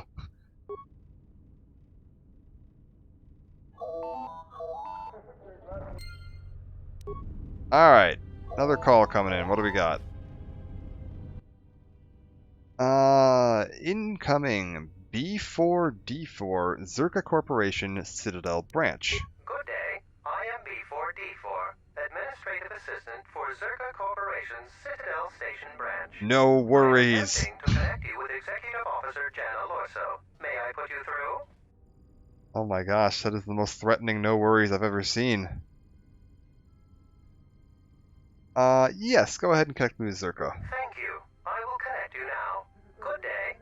Thank you for accepting my call. As my assistant no doubt informed you, I am Jana Lorso. Okay. Jana Lorso, why are you calling? I understand that you were approached by an Ithorian earlier. Doubtless he tried to obtain your help, attempting to purchase it with imposed guilt and veiled threats.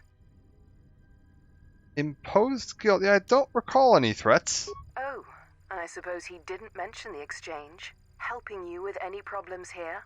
In other words, the Ithorians won't need the exchange to you if you work with them. Nope. He didn't mention anything of the sort, actually. Well, no matter. My apologies. I never intended to waste your time discussing Ithorians. Uh-huh. So what did you intend to waste my time discussing? I believe you're a person of influence. Someone I'd like on my side, rather than aiding the Ithorians, whose quasi-mysticism and bumbling foolishness is standing in the way of progress and profit. I'm not asking for your help, though. I'm offering you a job. Work for Zerka and be handsomely rewarded. You'd be helping yourself. If you're interested, please visit our offices here in Residential 082. B44 will know what to do when you arrive. How are the Ithorians in the way of things? Yeah, what sort of work? I'd rather discuss that in person. I'll be more than happy to answer any and all questions when you visit our offices. Okay, well, I'll come by when I can. Excellent. Good luck with that messy investigation, and I hope to see you shortly. We should get back to bed. Whenever they decide to release us, we should get Okay, going lady, she's gonna waste your time. Yeah, I'm offering you a job.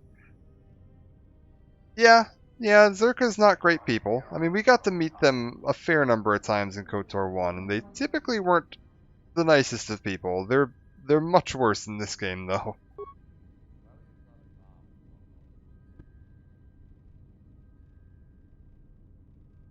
Explain something to me. I do not have the years required, nor the desire to indulge you. If she served in the war, well, Jedi are supposed to be tough, capable. Yes, and what are they without the Force? Take the greatest Jedi Knight, strip away the Force, and what remains? They rely on it, depend on it more than they know. Watch as one tries to hold a blaster, as they try to hold a lightsaber, and you will see nothing more than a woman, or a man, a child. But to lose so much, I guess I didn't realize how much they relied on it. Do not be surprised. In many ways, even you are more capable than a Jedi. You could survive where they could not simply because you do not hear the Force as they do. It is irony of a sort, and it is why I tolerate your presence now. But such a loss of ability, for a Jedi, it seems so extreme. She has been gone from war some time. It is conflict that strengthens us, and isolation that weakens us, erodes us. Add to that she turned away from war, did all that she could to forget it, and the last piece clicks into place. But we have spoken enough of this, and we do her a disservice by not speaking of this while she is present. I am present. I'm literally 10 feet away from you in the same room.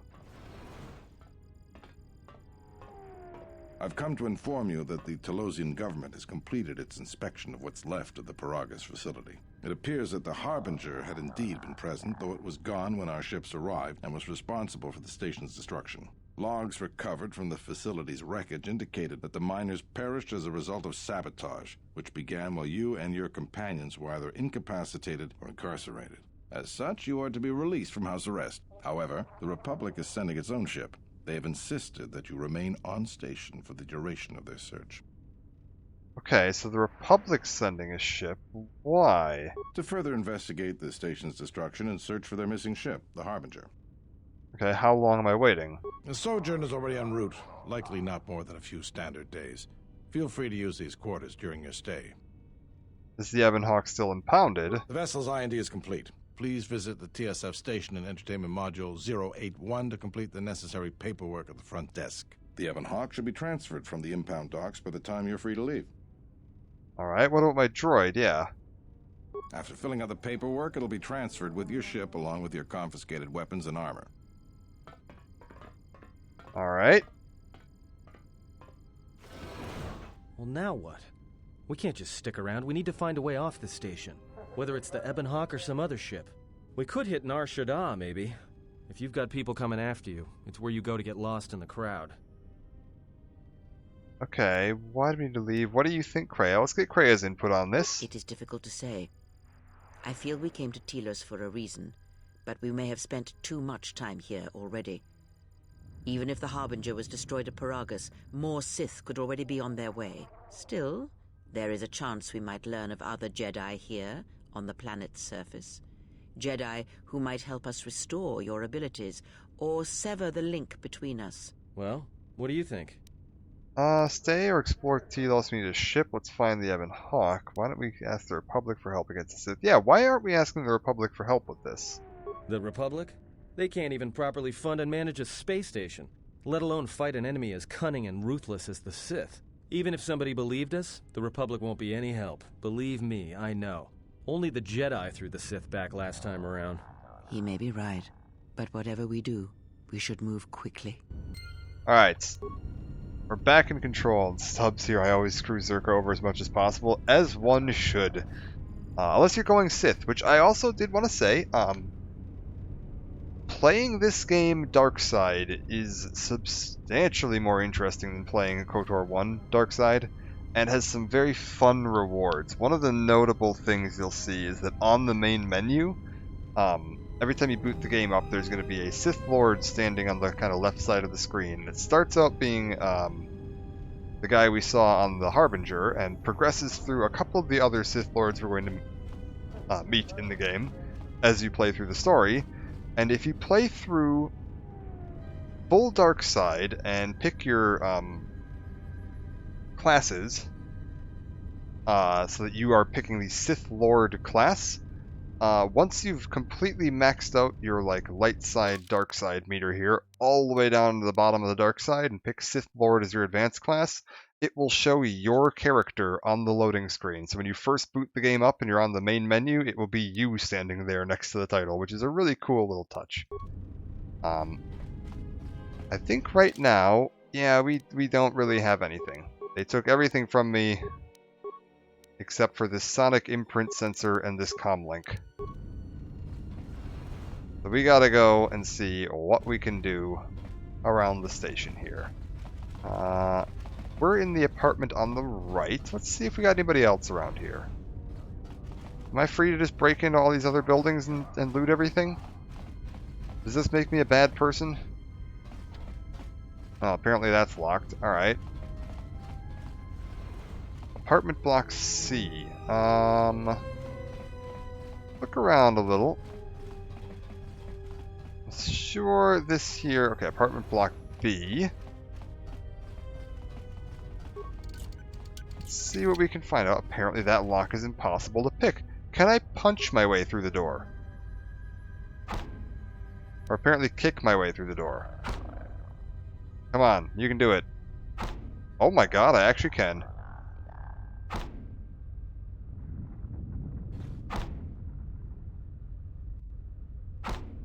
Are you sure no one would be reporting this to the police? Well, I've kicked my way in, and it is an empty apartment. That is definitely worth my while. What the? I told your boss already, I'm getting your credits, I have a good contract with You're not from the exchange, what do you want? Yeah, do you sell... What does the exchange want with you? Let's start with that. Nothing at all. Need the droid repaired, because if not, I have much work to do. Yeah, do you sell droid parts? I do.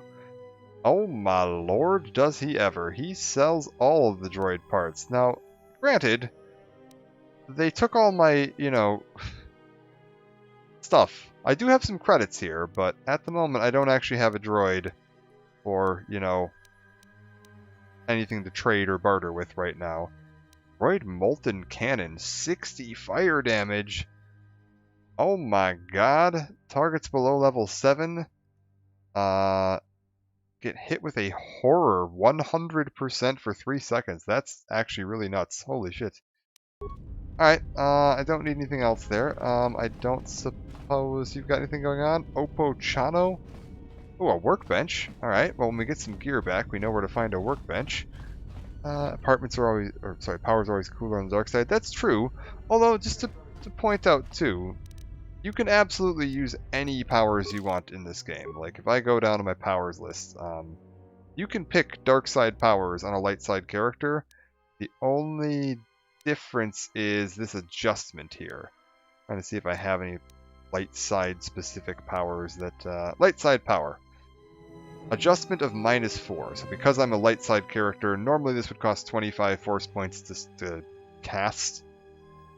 Because I'm a light side character, that's reduced by 4. If I were a dark side character of about the same length, it would be increased by 4. Heal. Gets light side power, gets adjusted. So yeah, you can always pick, I could pick up lightning, I could pick up choke if I wanted to. It's not going to stop me from using them. It just means they're more expensive to use. And I think, yeah, there's one more apartment complex. Apartment complex A over here. Let's see what we can do. Hara, who are you? Hello there. Yeah, who are you? It's Hara, I'm an employee of Zerka. What do you do here? Data processor, thankless job with poor pay. I have no choice to take it. I'm in desperate need of credits and there's little else for me to do. That or gamble, but that's what got me in this predicament in the first place. What's the predicament? I use Romana, the girl of my heart, as collateral. I have a weakness for Pazak. You must understand. My hand is unbeatable. There's no way I could lose. Yeah, but you did. Now Romana is indentured as a dancer to Data and Het, and no doubt she hates me. Of course, you did make her a slave. You bet your partner's life on a hand of poker. That is certainly an option. I'm working day and night selling my own life to Zerka that I might buy her back from Dotton. But it'll take months, maybe years for me to amass those credits. Dotton could take her away from here. Okay, maybe I could be of assistance. To do that, like I said, the amount is not small. Dotton demands 2,000 credits for her freedom. Alright. I think I can persuade him to see things our way. I wish you good luck. No amount of pleading, begging, or otherwise has worked for me. Pazak, yeah, Pazak is...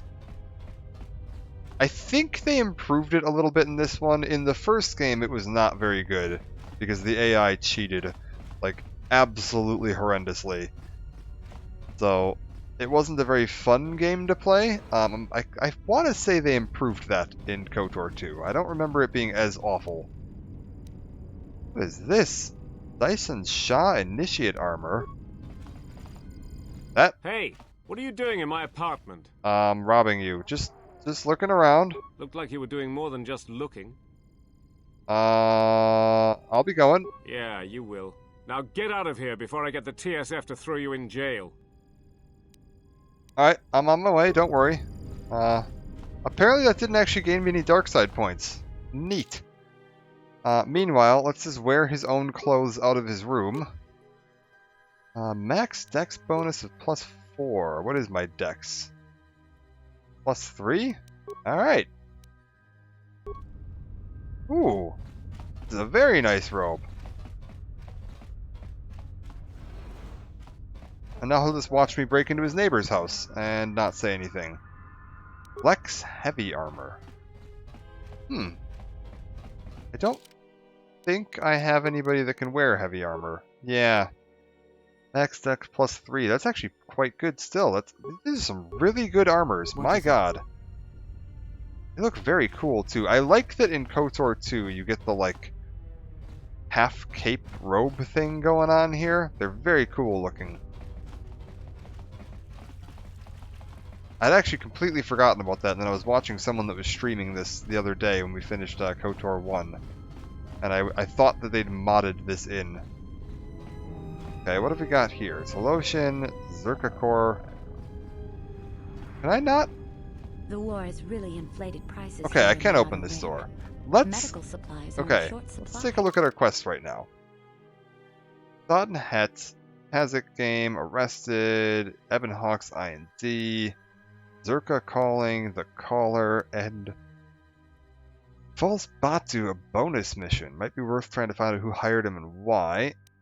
Okay. In high demand. Let's start out with going and picking up our ship, because we could get our P3 back, hopefully. And carry on with that. That seems like a good place to start. And then we'll probably go talk to the Ithorians if nothing else is going on. Nothing that way, and you can actually see by the map there is nothing up there. And yeah, there's a merchant shop here. Dendis Dobo. Dendis, if you wish to purchase goods, you come to the right place. Avoid dealing with my brother Salmon, he's unscrupulous and deceitful. Heard that, you mince. Hear what you like, Ruffy, and I do not care. Do you see how he is? Disgusting. Okay, just let me shop. So, we've got Jedi Knight robes. A Norris robe. Stained with pigments from the beautiful and rare Norris root found on the planet Elmar. These robes are naturally resistant to energy. Jal Shay Neophyte armor. Oh my gosh, there's just a million bits of different armor here. Good lordy.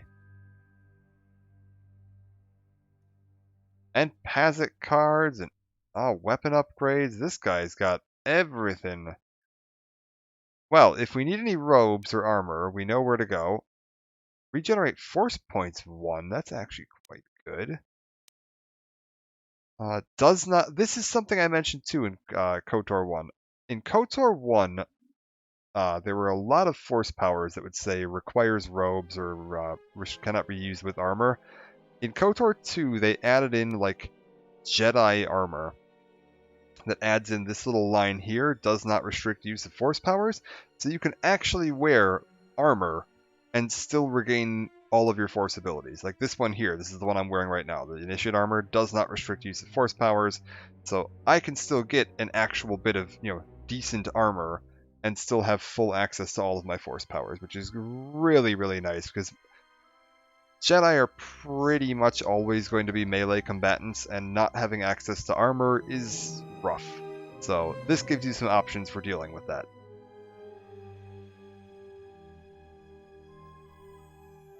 It tends to also have a fairly high max dex bonus, so you're still getting to make pretty good use of your dexterity, which is recommended. We also got a blue lightsaber crystal and a Zabrak vibroblade. Unstoppable. Fully upgradable. My gosh. And you automatically get Finesse melee weapon. So Finesse melee weapon is the feat that allows you to use your dexterity instead of strength. So for someone like say a Jedi that's being forced to use a melee weapon instead of their lightsaber for a little bit, say myself or Kreia right now, real useful. 1,000 credits. I don't know if I necessarily want to buy that right now, but it's worth keeping an eye out for something similar.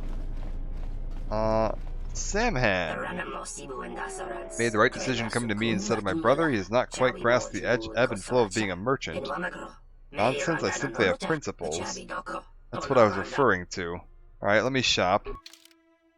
What do you have? Sith battle suits, heavy armor, a force pike. Not upgradable. It's not actually that good. Ooh, a red lightsaber crystal. Ooh, very fancy. Aerotech droid oxidizer, a anti-droid blaster pistol, bowcasters, a bunch of grenades, stealth systems. Yeah, nice. Okay, we got a lot of gear here if we need it. Shops are a heck of a lot more useful in this game than they were in the first game. Hello. I don't want any trouble. It was an accident, I swear. That didn't look like an accident to me or my associate here. It looked like you wanted to make a fool of him. Wasn't the way it was. I didn't mean to disturb your drinking. Allow me to go and be on my way. I'll trouble you no longer. Not even an apology. That won't do at all. Hey, yeah, what is going on here? This Sullustan here had a few things to say about us that we didn't take to so well. We're just trying to work out our differences. Yeah, and how do you plan on working out your differences? The only way that he'll learn. A little physical reinforcement. Yeah, let's hear his side of the story. Thank you, it's very simple. I was at the bar enjoying my drink. The boots elbowed their way to the bar, spilling my beverage all over the two of us. Then they dragged me out here. Look at these two. I know what they want, to send me home with my limbs twisted, body battered, and spirit broken. You must help. This doesn't have anything to do with you, stranger. Just move right along. Have a drink in the cantina. No, I think we're not letting a fight break out here. Just my luck. Someone who wants to be a hero. Why don't you run along before you get hurt? Yeah, I don't really want to fight you, I just don't want you fighting him. Then you shouldn't have gotten involved. Okay, well, are the police gonna step in to help here, seeing as they're standing directly next to me? Also, he's got his gun up already. You go there. Kreia, can you... give me a stun. Alright, and Atten, let's have you stop vibrating, apparently. Alright, go! Say the word.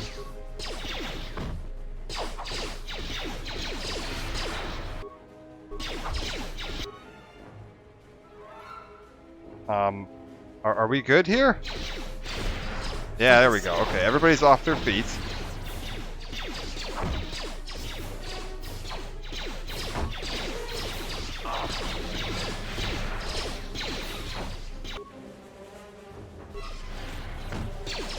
Okay, the guards are stepping in. These guys are shooting at the guards. Alright, it's completely helpless. Those mercenaries are too much. I wish something could be done about them. Yeah, why are they allowed to do this? ESF isn't able to do much to keep the peace. Zerka's hired too many mercenaries. Even Zerka can't control them. The public must do something about this, but it's anyone's guess as to whether or not they will. You should leave in case their friends come looking for him. Yeah, that seems sensible. Speak the truth, I'll stay away from the cantina until things settle down. Please accept this reward. Thank you. I'll try to be more careful in the future.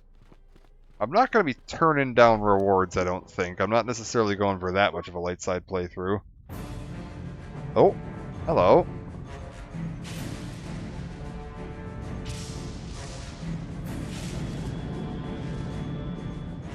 You buying that drink? No, then fuck off. Yeah, that sounds about right.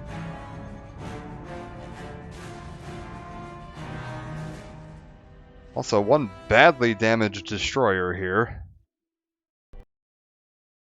And what do we got here?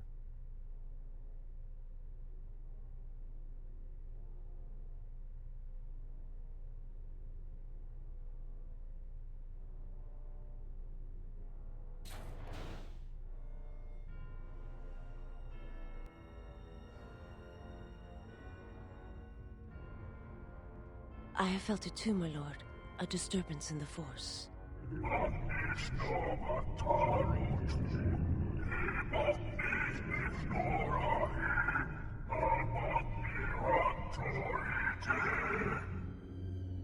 It was difficult to make out, my lord. At first it was such a quiet thing. I did not notice it, but now I wonder as if it has always been there. I merely could not hear it before. The sound built so slowly, yet when you listen for it, you can make out the strains, even over the background life of the universe. Nihilus's voice is so cool. Do you feel it is a... You are the darkness in which all life dies, my lord. All life exists to feed your power. And my life. My life is yours. I beg you, please, let me die.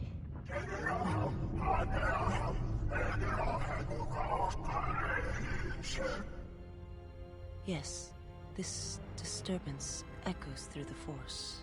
I can follow it to its source and bring it to you.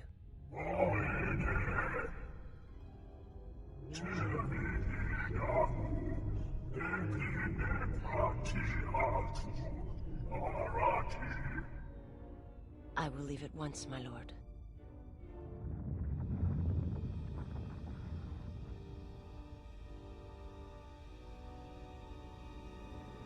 Alright, so our first look at one of the other Sith that's pursuing us.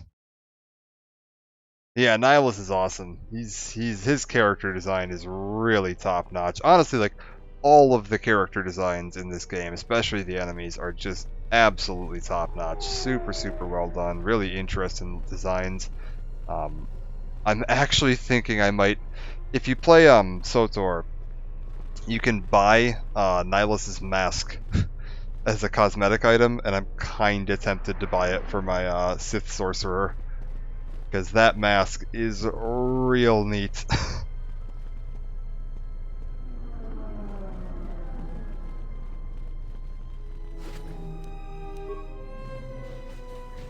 Alright. Done with our first little fight. I didn't realize you got to meet him this early. I thought you did. I thought it was much farther into the game before you saw him for the first time. Let's stop into the bar and see what we got going on.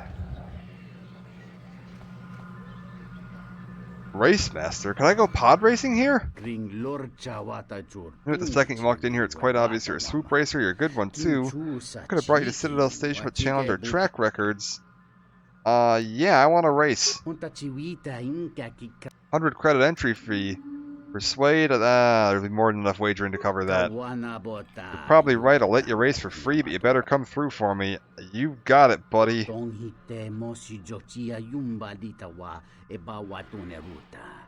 I did it. Alright. 2. If I remember the controls for this. That wasn't it. Oh, you let go and then click again in order to shift. Got it. They changed it from the first game. Come on, we can do it. We can do it. There's jumps now, too. They've made this much more advanced. And landmines. We're good. We're good.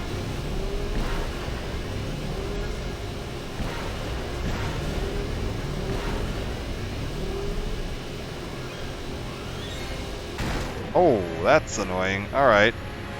I have a feeling we're not hitting a particularly good time here. That's okay. Let's see how we did.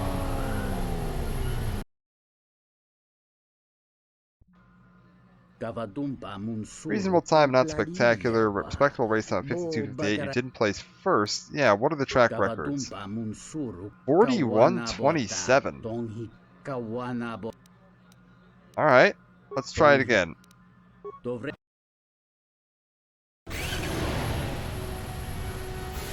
One, two, go. Alright. Now that I know how to shift, I feel like we should be in slightly better shape.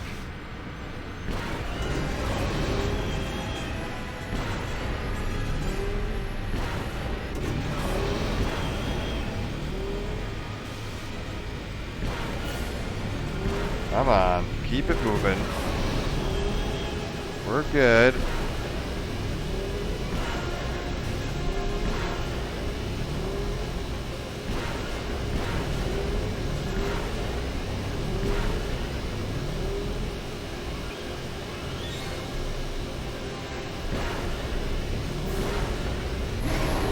Oh, close but not quite. That's second place.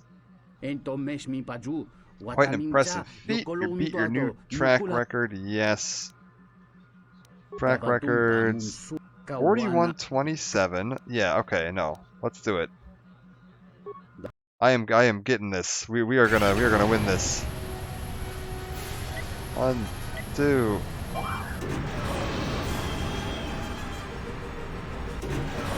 Always 1 second away? Like, it's actually always 1 second away, or...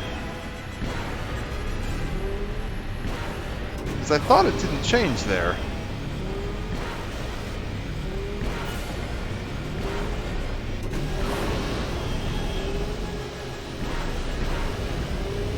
We're good, we're good.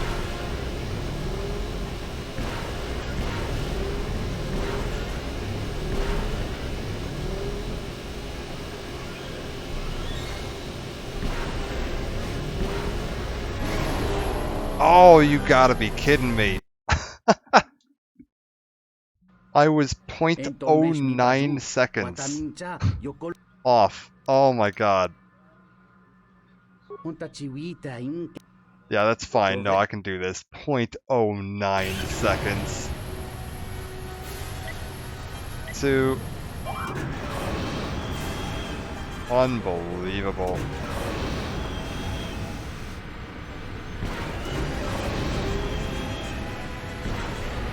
Let's go.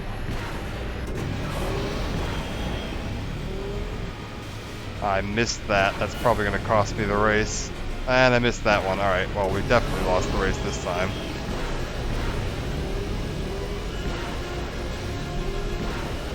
That's surprisingly, like, tight.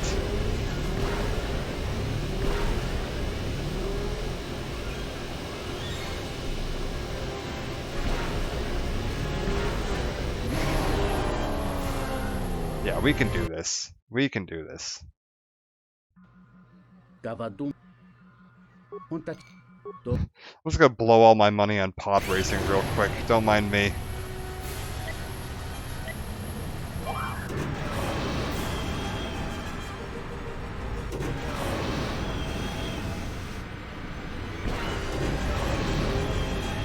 0.09 seconds. I can pull that off. It's fine. There we go. There we go. That's more like it.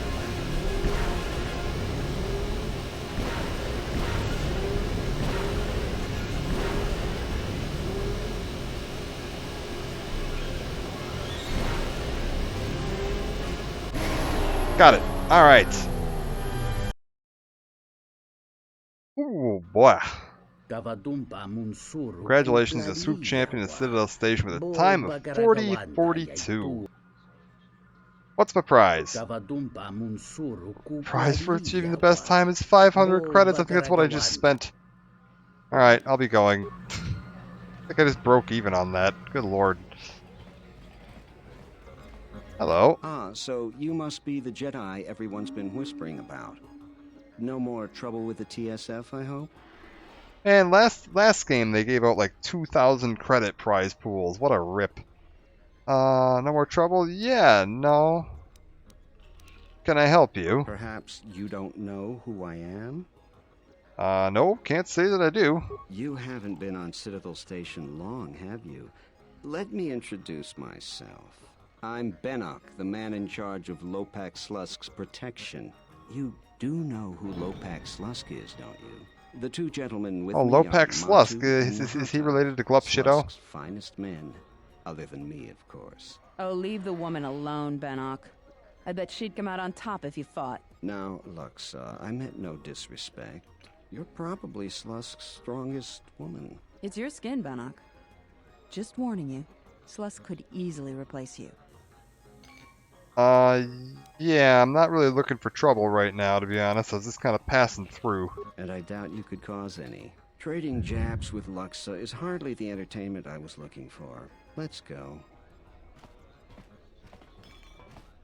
This droid's here like, excuse me, were you guys gonna close your tab? Anyone? No? Okay. Luxa, what's up? Hello there. Fresh blood at the cantina. Enjoy. Your drinks are on me. We should talk. Later. Okay, yeah, who are you? If you're asking me that, beautiful, you're better off not knowing. Tell you what. You just enjoy yourself, and if in the future we have business together, you can come back and we'll have a little chat. Okay.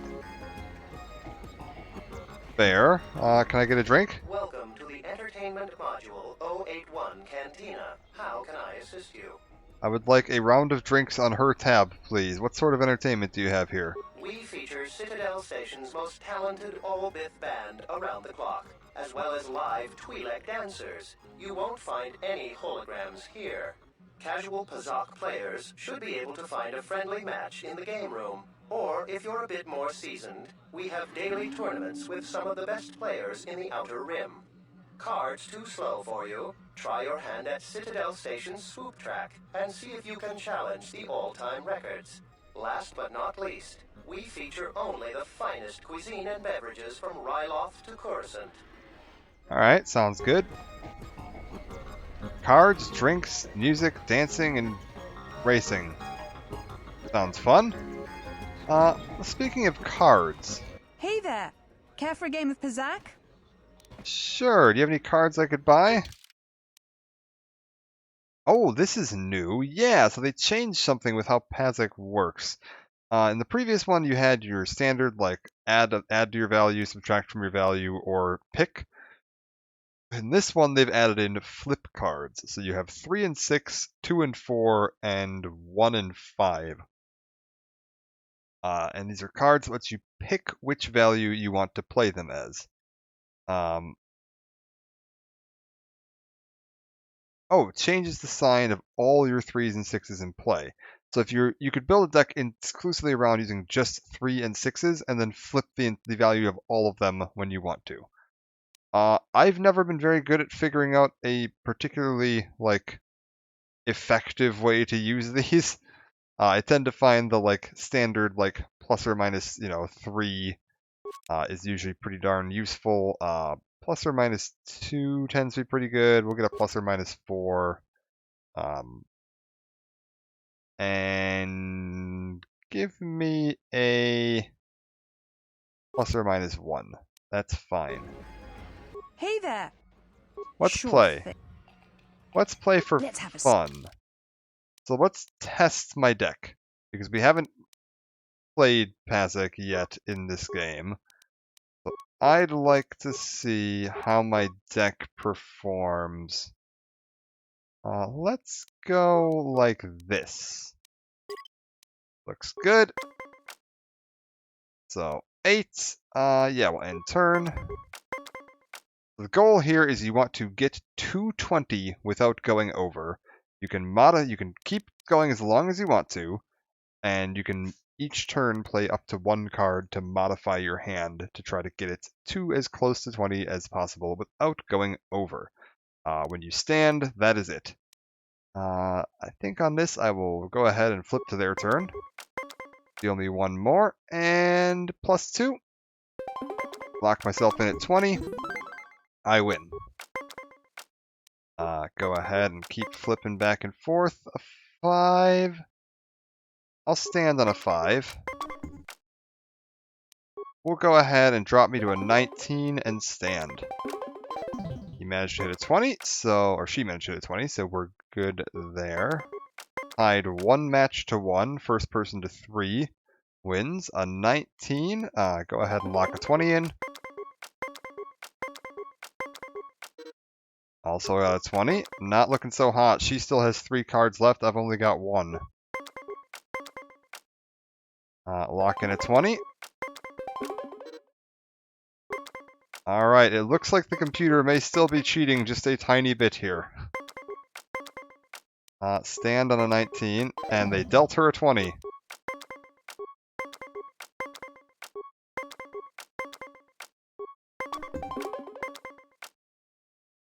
I guess I'll stand there.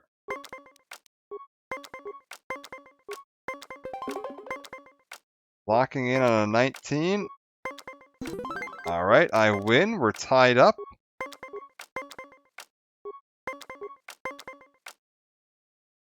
Oh god. I win! She busted first, so I still win. Well done. Alright, I think we're good for now. I still don't particularly enjoy Pazek. I don't think it's a particular... Like, if you save Scum, you can make some really good money with it, your but... problem with the Republic. It's not like Onderon hasn't benefited from joining. It was one of the darkest days in our history. Talia sold Onderon to the Republic, and what did we receive in return? Nothing. In exchange for the blood of our soldiers, the prosperity of Iziz has been stripped to decorate dead planets like this. Look, if it weren't for the Republic, you'd all be speaking Mandalorian by now. And because we accepted the Republic's aid, we should be indentured to them forever? You make it sound like the Republic turned Onderon into a prison colony. Perhaps. Only that the Republic did not even conquer us. Our own betrayed us and allowed the Republic to take what it would. Okay, so Onderon sounds like it's not particularly happy with its state right now. Also, Deferonian, very cool. Like these guys. Corin Fault, .net. This is the guy we were talking to about the Twi'lek dancer. Her, Romana.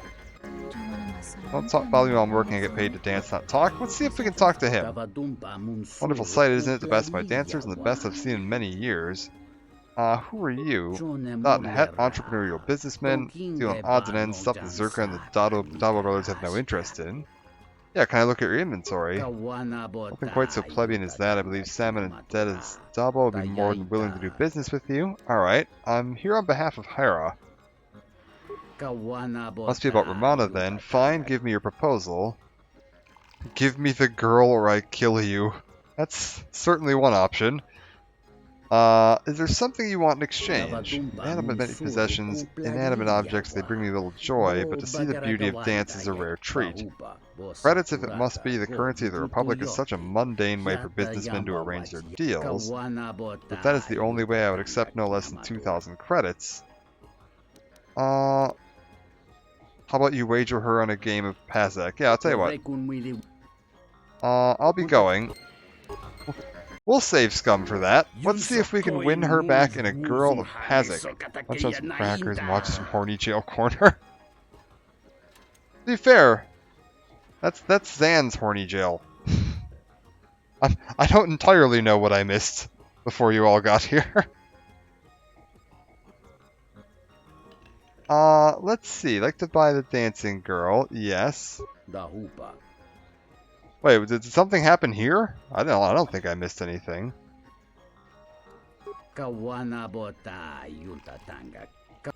Let's play Pazik. Interesting suggestion. Alright. A wager against 1,000 credits of mine. Yeah, 1,000 credits it is. Okay. So we're gonna see if we can win a game of Pazik to free this girl. Some content where we have 2 to 3 characters, a lot of people shrimp for. Fantastic.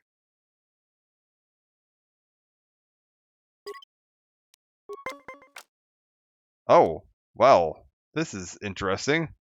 Right off the bat, into a 9, a 16, give me a 20. Alright, round 1 down. He's on a 20. I guess we gotta risk it. No, alright. Opponent wins.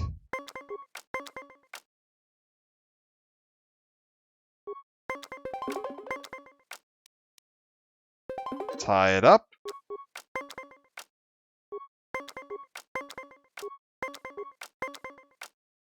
He just got dealt a natural 20, eh? Alright, tie it up again.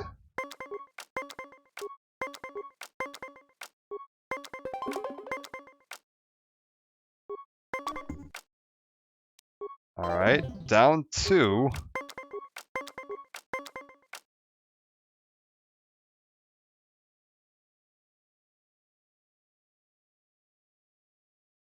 The chat went a little nuts and I allowed them to go nuts and horny jail. Put bars over chat, give them a cake, and they have a siren light. Oh my god. What did I miss? Oh lord. Well, this isn't very good at all.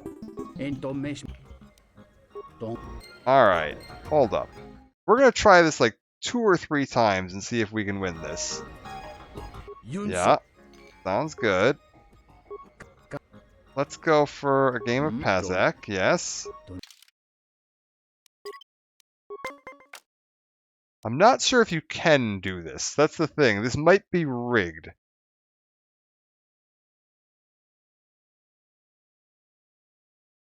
So we'll find out. 17.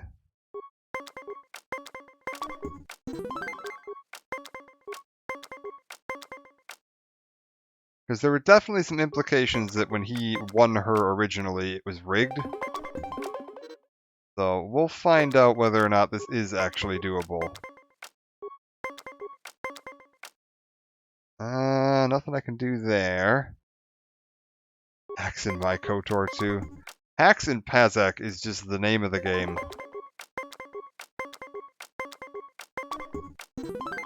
Alright, we're up 2.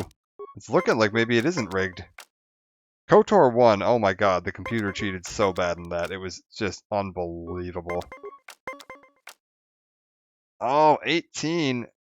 I don't like it. Oh, I don't like that at all. Alright, we're fine.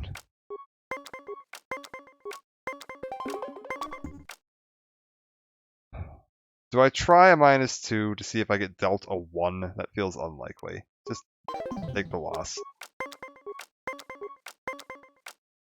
Oh, a 19. That's rough. Ah, we lose. Alright, I'll be going. And then we'll be going through a time loop and trying this again. I feel like maybe this is winnable. I'm a little surprised if they're not cheating, because the game certainly implied they were cheating, and the game definitely cheats most of the time when you're playing Pazik. However, it does seem as though I've been getting pretty fair hands here. So he's going to stand on a 19. I will win with a 20.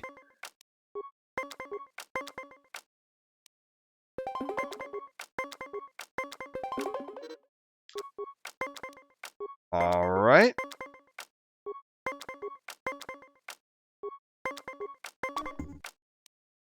And another 20. Oh, and he gets Delta 20. That's unfortunate.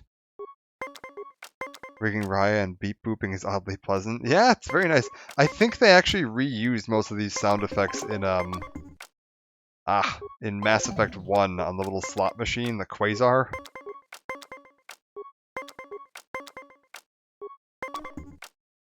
Oh, come on.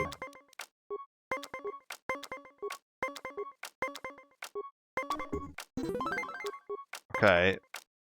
Whoever wins this round wins it. And I lose. God damn it.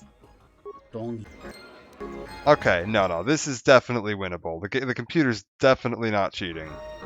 So let's do this. Yeah. 4, yep, 1, yep. Play.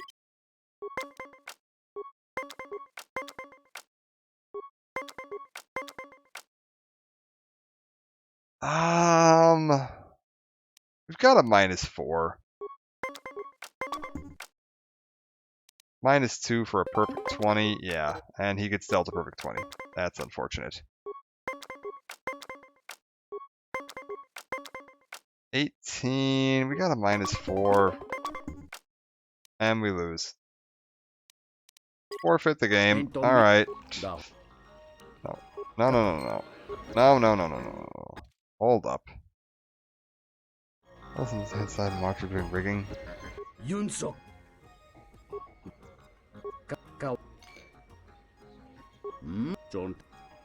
Your rigging is really fantastic, though. Like your VTuber stuff is quite neat. Did you just teach yourself all of that, by the way? Like, is that just something you picked up, or did you like watch guides or something? Like, I never quite knew how you learned to do all that because it is very neat.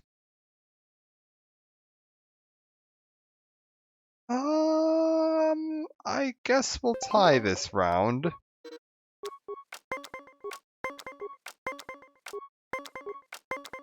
A 19. I'll win that round.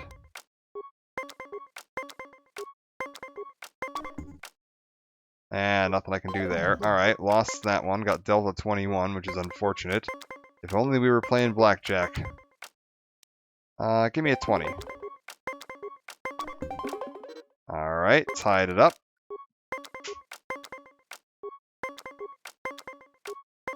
What have we got here? I gotta take a chance on it. Nope. Alright.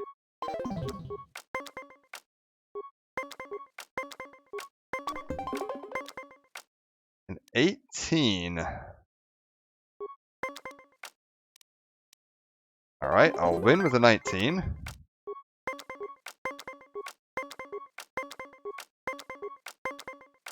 He's standing on a 17. And I lose.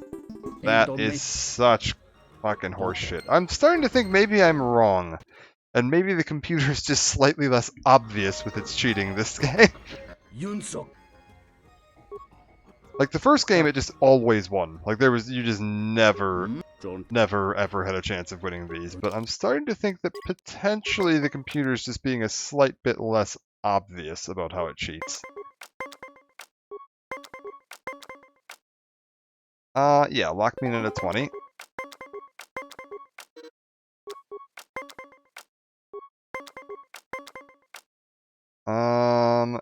Stay. Oh, god damn it. Oh. But we actually do tie.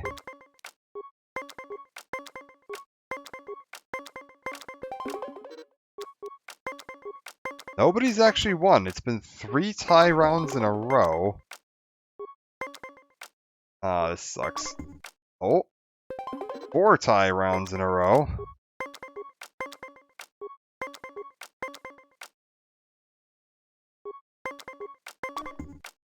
And now we're gonna lose. God damn it.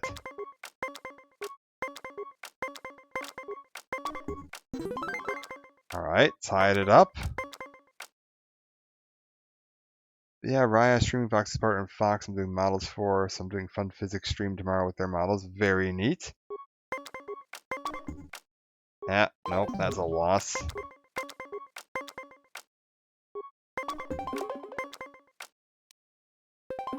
Tie it up. And we get lucky. Alright. We're back down to another whoever wins this wins, and neither of us have any cards. And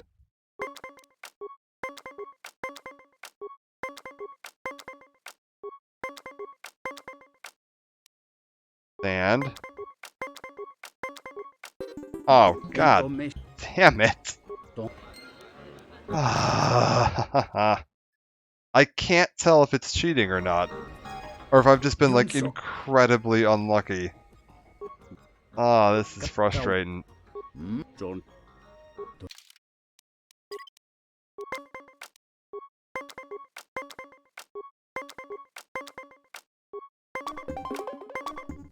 Like losing this many games in a row definitely is starting to feel like it's cheating.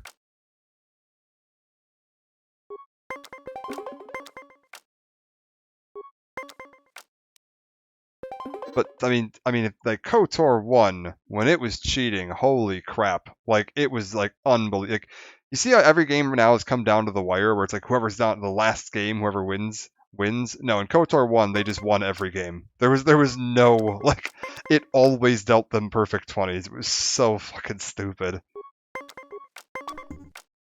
Oh, that was a fucking waste. One sec, I'll just reload this.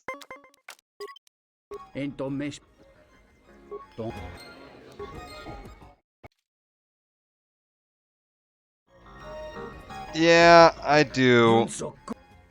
I want to finish this quest, and I'd rather not dish out 2,000 credits for it, so...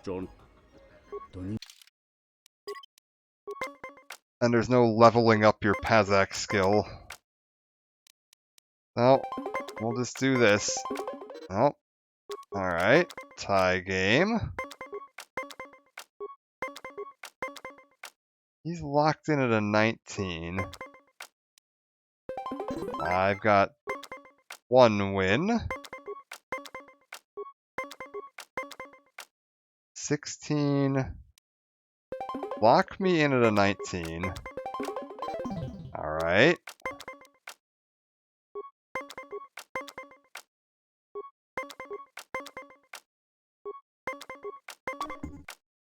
Damn. Alright.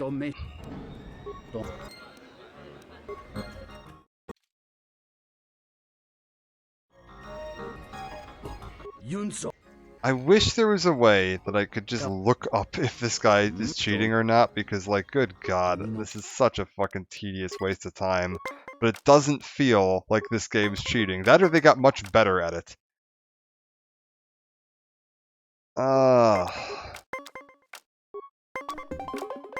18. Yeah, see, if this were cheating, he would have hit 20, not 18.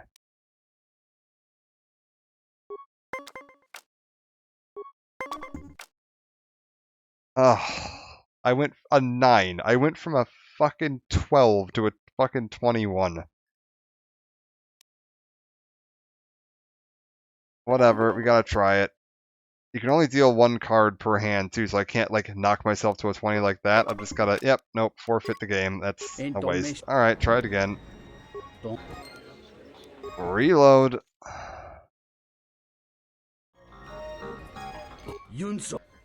Yeah. Play, go.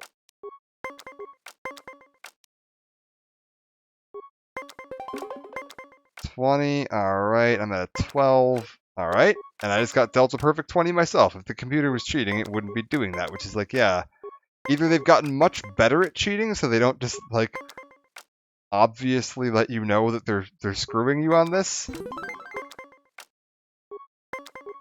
Or I've just been really unlucky. A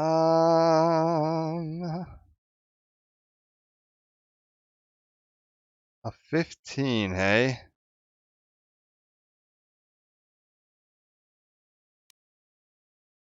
I am willing to take a risk on that one. We'll lock in a 19.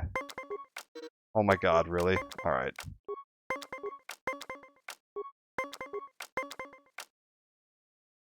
Okay, I can win with a 20.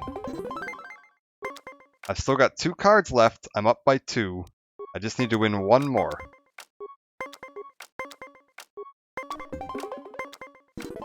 And we won! And I just got automatically dealt it.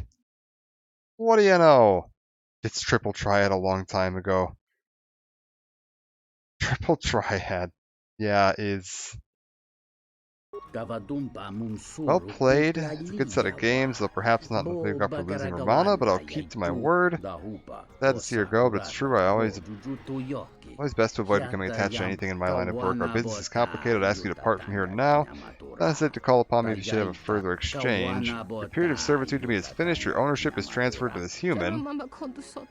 In that case, I humbly submit to your wishes. Stay here, I'll collect your earnings later. Oh god. Yeah, the Sith options in this game are absolutely ridiculous. I love them. No, I'm taking you back to Hara. Even after what horror he submitted me to, it's not my choice, it's yours. Wait. She doesn't sound like she wants to go back to Hara. Neither of these options are good. Alright, tell you what. We'll go back and we'll see if we can work something out between the two of you. It's better than you doing whatever the heck this is. Can't be true, I thought I'd lost you for sure. Don't sound so pleased, it's not as though you had anything to do with getting me free. Aren't you at least a little happy to see me? I couldn't care less. If she'd asked me to come, I wouldn't have been the first shuttle out of here. Doesn't matter, you now belong to me. You're free, you can go with Hera. My character is apparently just not picking up on what's going on here, but sure, you're free. No desire to go with him, it means nothing to me. That's fine, you're free, do whatever you wish. Sounds good. Thank you, you've given me a new life and I'm thankful for. Anna, don't leave, please. Don't know whether to thank you or strike you, I guess we'll just leave it at that.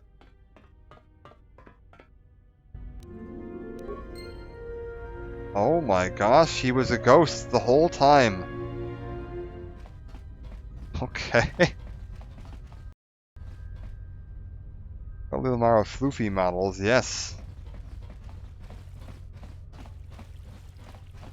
Okay, so apparently that teleported us back here. Let's head back. We're trying to find our ship. We needed to get down and talk to the police about our impounded car and our pet robot. Also, I like this little view here.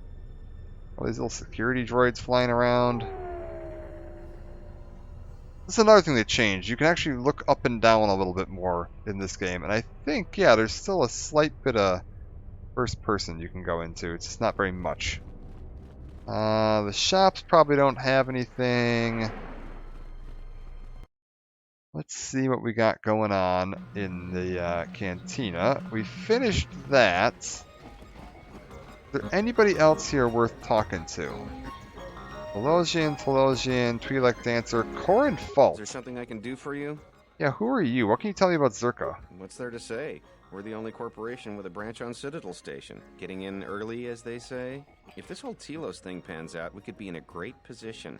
If Lorso doesn't screw it up, that is. Tilos thing. Yeah, you mean the restoration? Yeah, it's a long shot considering the state of the Republic these days. Still, if it works out, the Republic may decide to start restoring other war-torn worlds. At least, that's what Zerka hopes. If we can integrate ourselves into the process, Zerka stands to make a tidy profit in the future. Alright, yeah, how do you profit from it? Quite a few ways. As part of the Republic contract rewarded for a planet like Tilos, Zerka is allowed to use the planet's natural resources to help fund and support the project. On top of that, the Senate's easy to negotiate with. They're liberal with the amounts of credits they throw around, even with the Republic being in the shape it's in. And of course, new planets mean new markets for Zerka products. All in all, a very good arrangement for us. So, you know, that just sounds like generally good business. Like, I couldn't really fault them for that, but the more you learn about Zerka, they are not on the level. Vroom vroom Zoomy-drones. Yeah. Tell me about Lorso. Yeah, the lady running the show here. Good, Jenna Lorso. That woman's a... Look, forget it. She's my superior, and that's that. She'll screw up soon enough, then I'll move in for the kill. Okay, yeah, sounds like you're a little jealous. How do you think she'll mess up? She's got her hands in too many dirty little... whoa, I think I've had a few too many drinks. I shouldn't be talking to you about this stuff. Just forget it. Alright, well, I guess we'll be going. So, it definitely sounds like we got someone here who's not pleased with the current management of Zerka. Worth keeping in mind in case we need to find somebody that might be willing to help us out later. But for now, I think we're done with the cantina. We can pop out the other door just around the corner here. Yeah, right around there. And see what we can find this way. We were in Module 081, which is where they mentioned our... Oh look, it's one of the it was one of the guards that was wounded in that fight earlier, and he's still at, like, low health. That's kind of neat. Yeah, this here should be the security offices. Is there anything back there? No. Talk to the protocol droid. Welcome to Entertainment Module 081's TSF station. How may I be of assistance? Lieutenant Gren said to come here and get the Ebon Hawk and the rest of my possessions out of impound. I will call up the appropriate information now. One moment. Searching. One moment. I regret to inform you that the Ebon Hawk is gone. The TSF believes it was stolen and is currently investigating. What do you mean stolen? It seems the Ebon Hawk was transferred to Tilos' surface instead of an impound dock. However, both the requester and the point of delivery are unknown.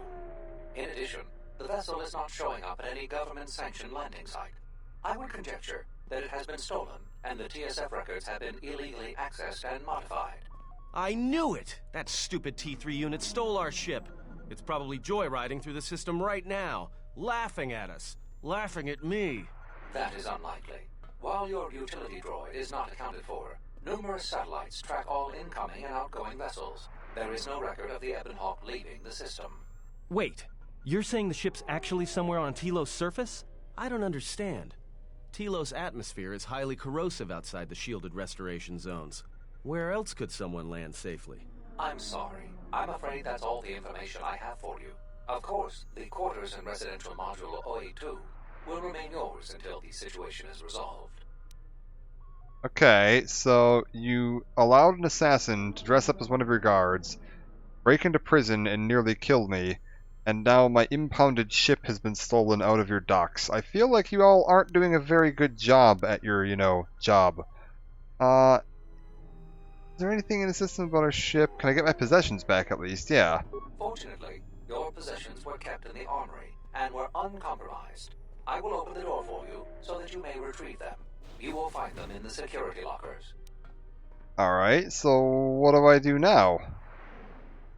Is there anything more you guys can do? Yeah. Not beyond investigating the matter and extending our offer of free room and board. Well, yeah, what do you want me to do? I am not qualified to answer that question. However, it is unlikely that someone could steal a starship from under TSF observation. Fire them, blast them. If your vessel has been stolen, there is a fair chance that the exchange possesses relevant information. I do not know what else to suggest, beyond waiting in your quarters for further word. Got it. Yeah, let me know what you know about the exchange. The exchange is a major intergalactic crime syndicate. They are trying to gain a foothold in the Citadel. So I'm not going to blast the droid. Themselves as fully as possible with the new Tilos. It is rumored that the Bumani Exchange Corporation, located in Residential Module 082, is a front for the exchange on Citadel Station. The Exchange Corporation is a front for the exchange. They're really clever there. I don't know how anyone would ever find them. Why not blast the droid? What's that gonna do? He's not responsible for anything here. You don't shoot the store clerk. You go shoot the guy in charge. Where's that Lieutenant Gren guy at? Was there anything in here about our ship?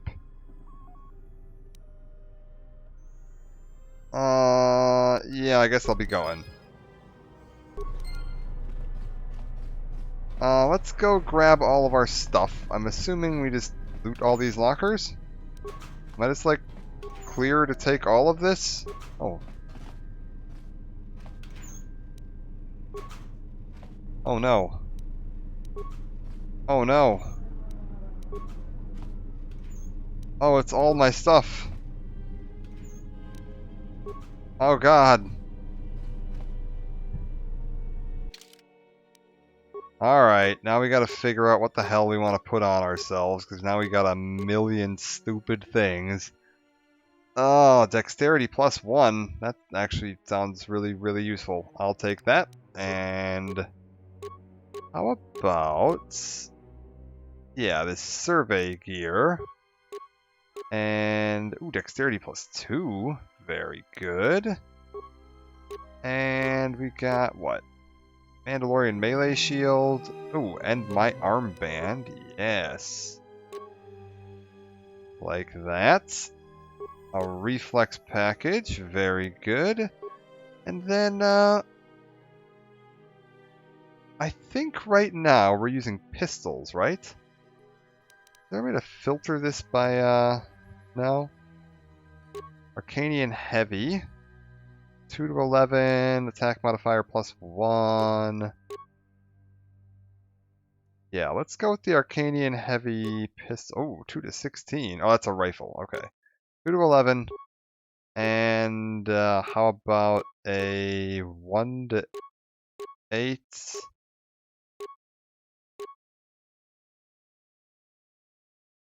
Go to 1 to 8 blaster pistol. There we go. That should be good enough for now. I think technically I'm now high enough on dex that I'm actually losing out a little bit on my max dex bonus, but I believe the max dex bonus only applies to your defense, not your attack. And this doesn't restrict my use of force power, and is better than pretty much anything else I would have access to. I could use this mining uniform if I wanted to, but this is better, and it looks cooler. Atten! You're up next. You are gonna get poison resists and a reflex package and some insulated gloves and Atten's jacket. Defense 4 and saves up. That's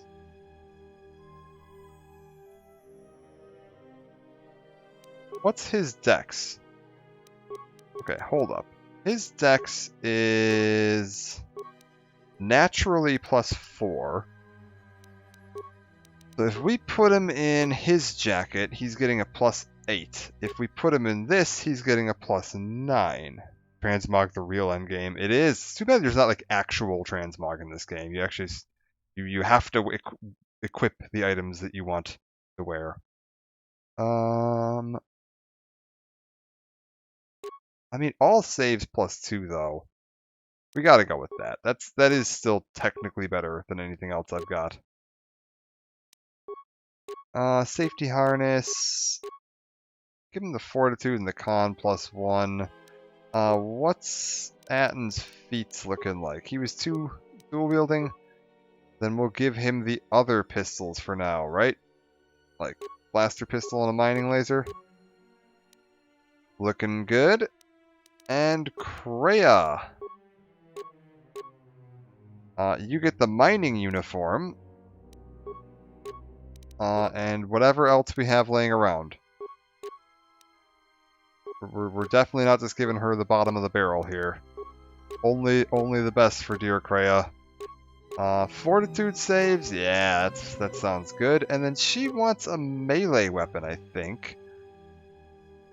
But, actually, I guess technically we could go blaster pistol, because she's a dex-based character, right? Yeah, all my characters are dex-based right now. And I don't think she has, like,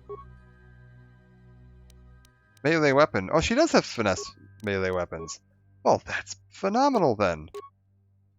She can have this Vibro Sword. Perfect.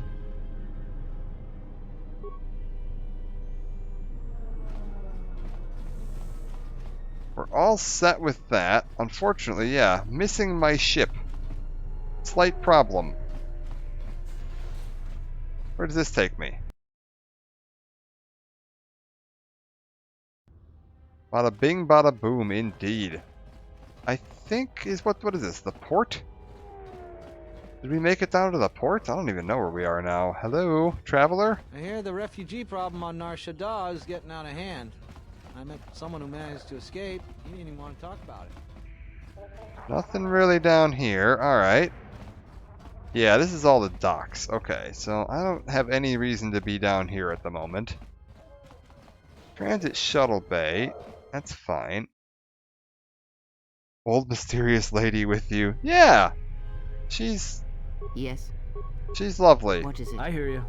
I'm sure. Definitely a lovely person. We'll get more into her later. She's got some interesting story going on with her, but... Also very grumpy. Old mysterious grumpy lady. Let's... I think I might call it a part for now. I think this is like a pretty good spot to wrap this part up. And then next time we come back, we can get into dealing with the Ithorians and Zerka. I'm sure that didn't sound convincing. Oh, what do you mean? It's very convincing. She's definitely great. She's just great. I like. She's actually one of my favorite characters in this. Like the writing for her character is really interesting. Actually, to be fair, all of the characters in this game, the writing for all of the cast in this game is much better on the whole than what you got in KOTOR 1. Do not let the higher mysteries blind you to others. I have seen you display many acts of mercy, charity in our journey. Why? Because if I can help, I will. If I can, there's enough suffering in the galaxy. If I can alleviate for one person, I've made a difference. Even if it weakens those you help, even if it robs them of the strength needed to grow, you have been chased, hounded since our first meeting, and it has only made you stronger, more capable. If you're trying to guilt me out of helping people, you won't succeed. Yeah, I think you're wrong. Ah, then you have learnt nothing. From such small things, from such critical points, the universe and its masses may be moved. That is why you must be careful in all that you do, and in every choice you make. Aiding them gives you strength by taking on their challenges, but weakens them. If that is your choice, then use their dependency, feed upon it, until you have exhausted them. Then leave them. And I would view the ones you travel with much the same way. That's certainly a look. Yeah, you should look into that. Also, there's a message for you on Facebook when you get a chance. But no rush. Loyal companions, I'll harm them. Never abandon my friends in such a way. I did not turn on my allies like the Jedi turning on their own during the war, yeah. So you may think. But it will be best to strike first. Your allies are allies by circumstance, and they will not hesitate to do the same to you if you continue down your path. Light side points gained. Influence lost. Kreia, yeah. Kreia's not happy that I'm willing to help other people out of the goodness of my own heart. She doesn't take kindly to that. She's also not a fan of random acts of, like, malice. Like, just being a dick and starting fights, she does not care for that either. That is a waste of your effort, in her opinion. She's going to be an interesting one to get to learn as you go along. But yeah, I think we'll call it a part here for now, and then I'll be back by tomorrow to finish up, or probably not finish up. Tilos is quite long. To start the rest of Tilos. We've got to figure out what we're doing with the Ithorians, what we're doing with Zerka. We got to find our ship. There's a lot more we got to do here. Figure out what's going on with the exchange, figure out what's going on down the surface and with the restoration projects. We've got to meet our our Zabrak friend. Yeah, we got a lot going on. So yeah, thanks for joining, everybody. And Zan, thank you for the raid. Appreciate it. Everybody for coming over. Really good time. Hope to see you all back. And we'll be back tomorrow night around 3 a.m. my time, which is about the usual time I stream. And if you're interested in following the schedule, updates, anything like that, that is on Twitter, linked down below the stream. So hopefully I'll see you there. Catch you around, and hopefully see you tomorrow. And we'll actually, let's also make sure we save today, seeing as last time it seemed to have a little bit of a problem figuring out where my save was. Alright, hopefully we're good now. Have a good night, everybody.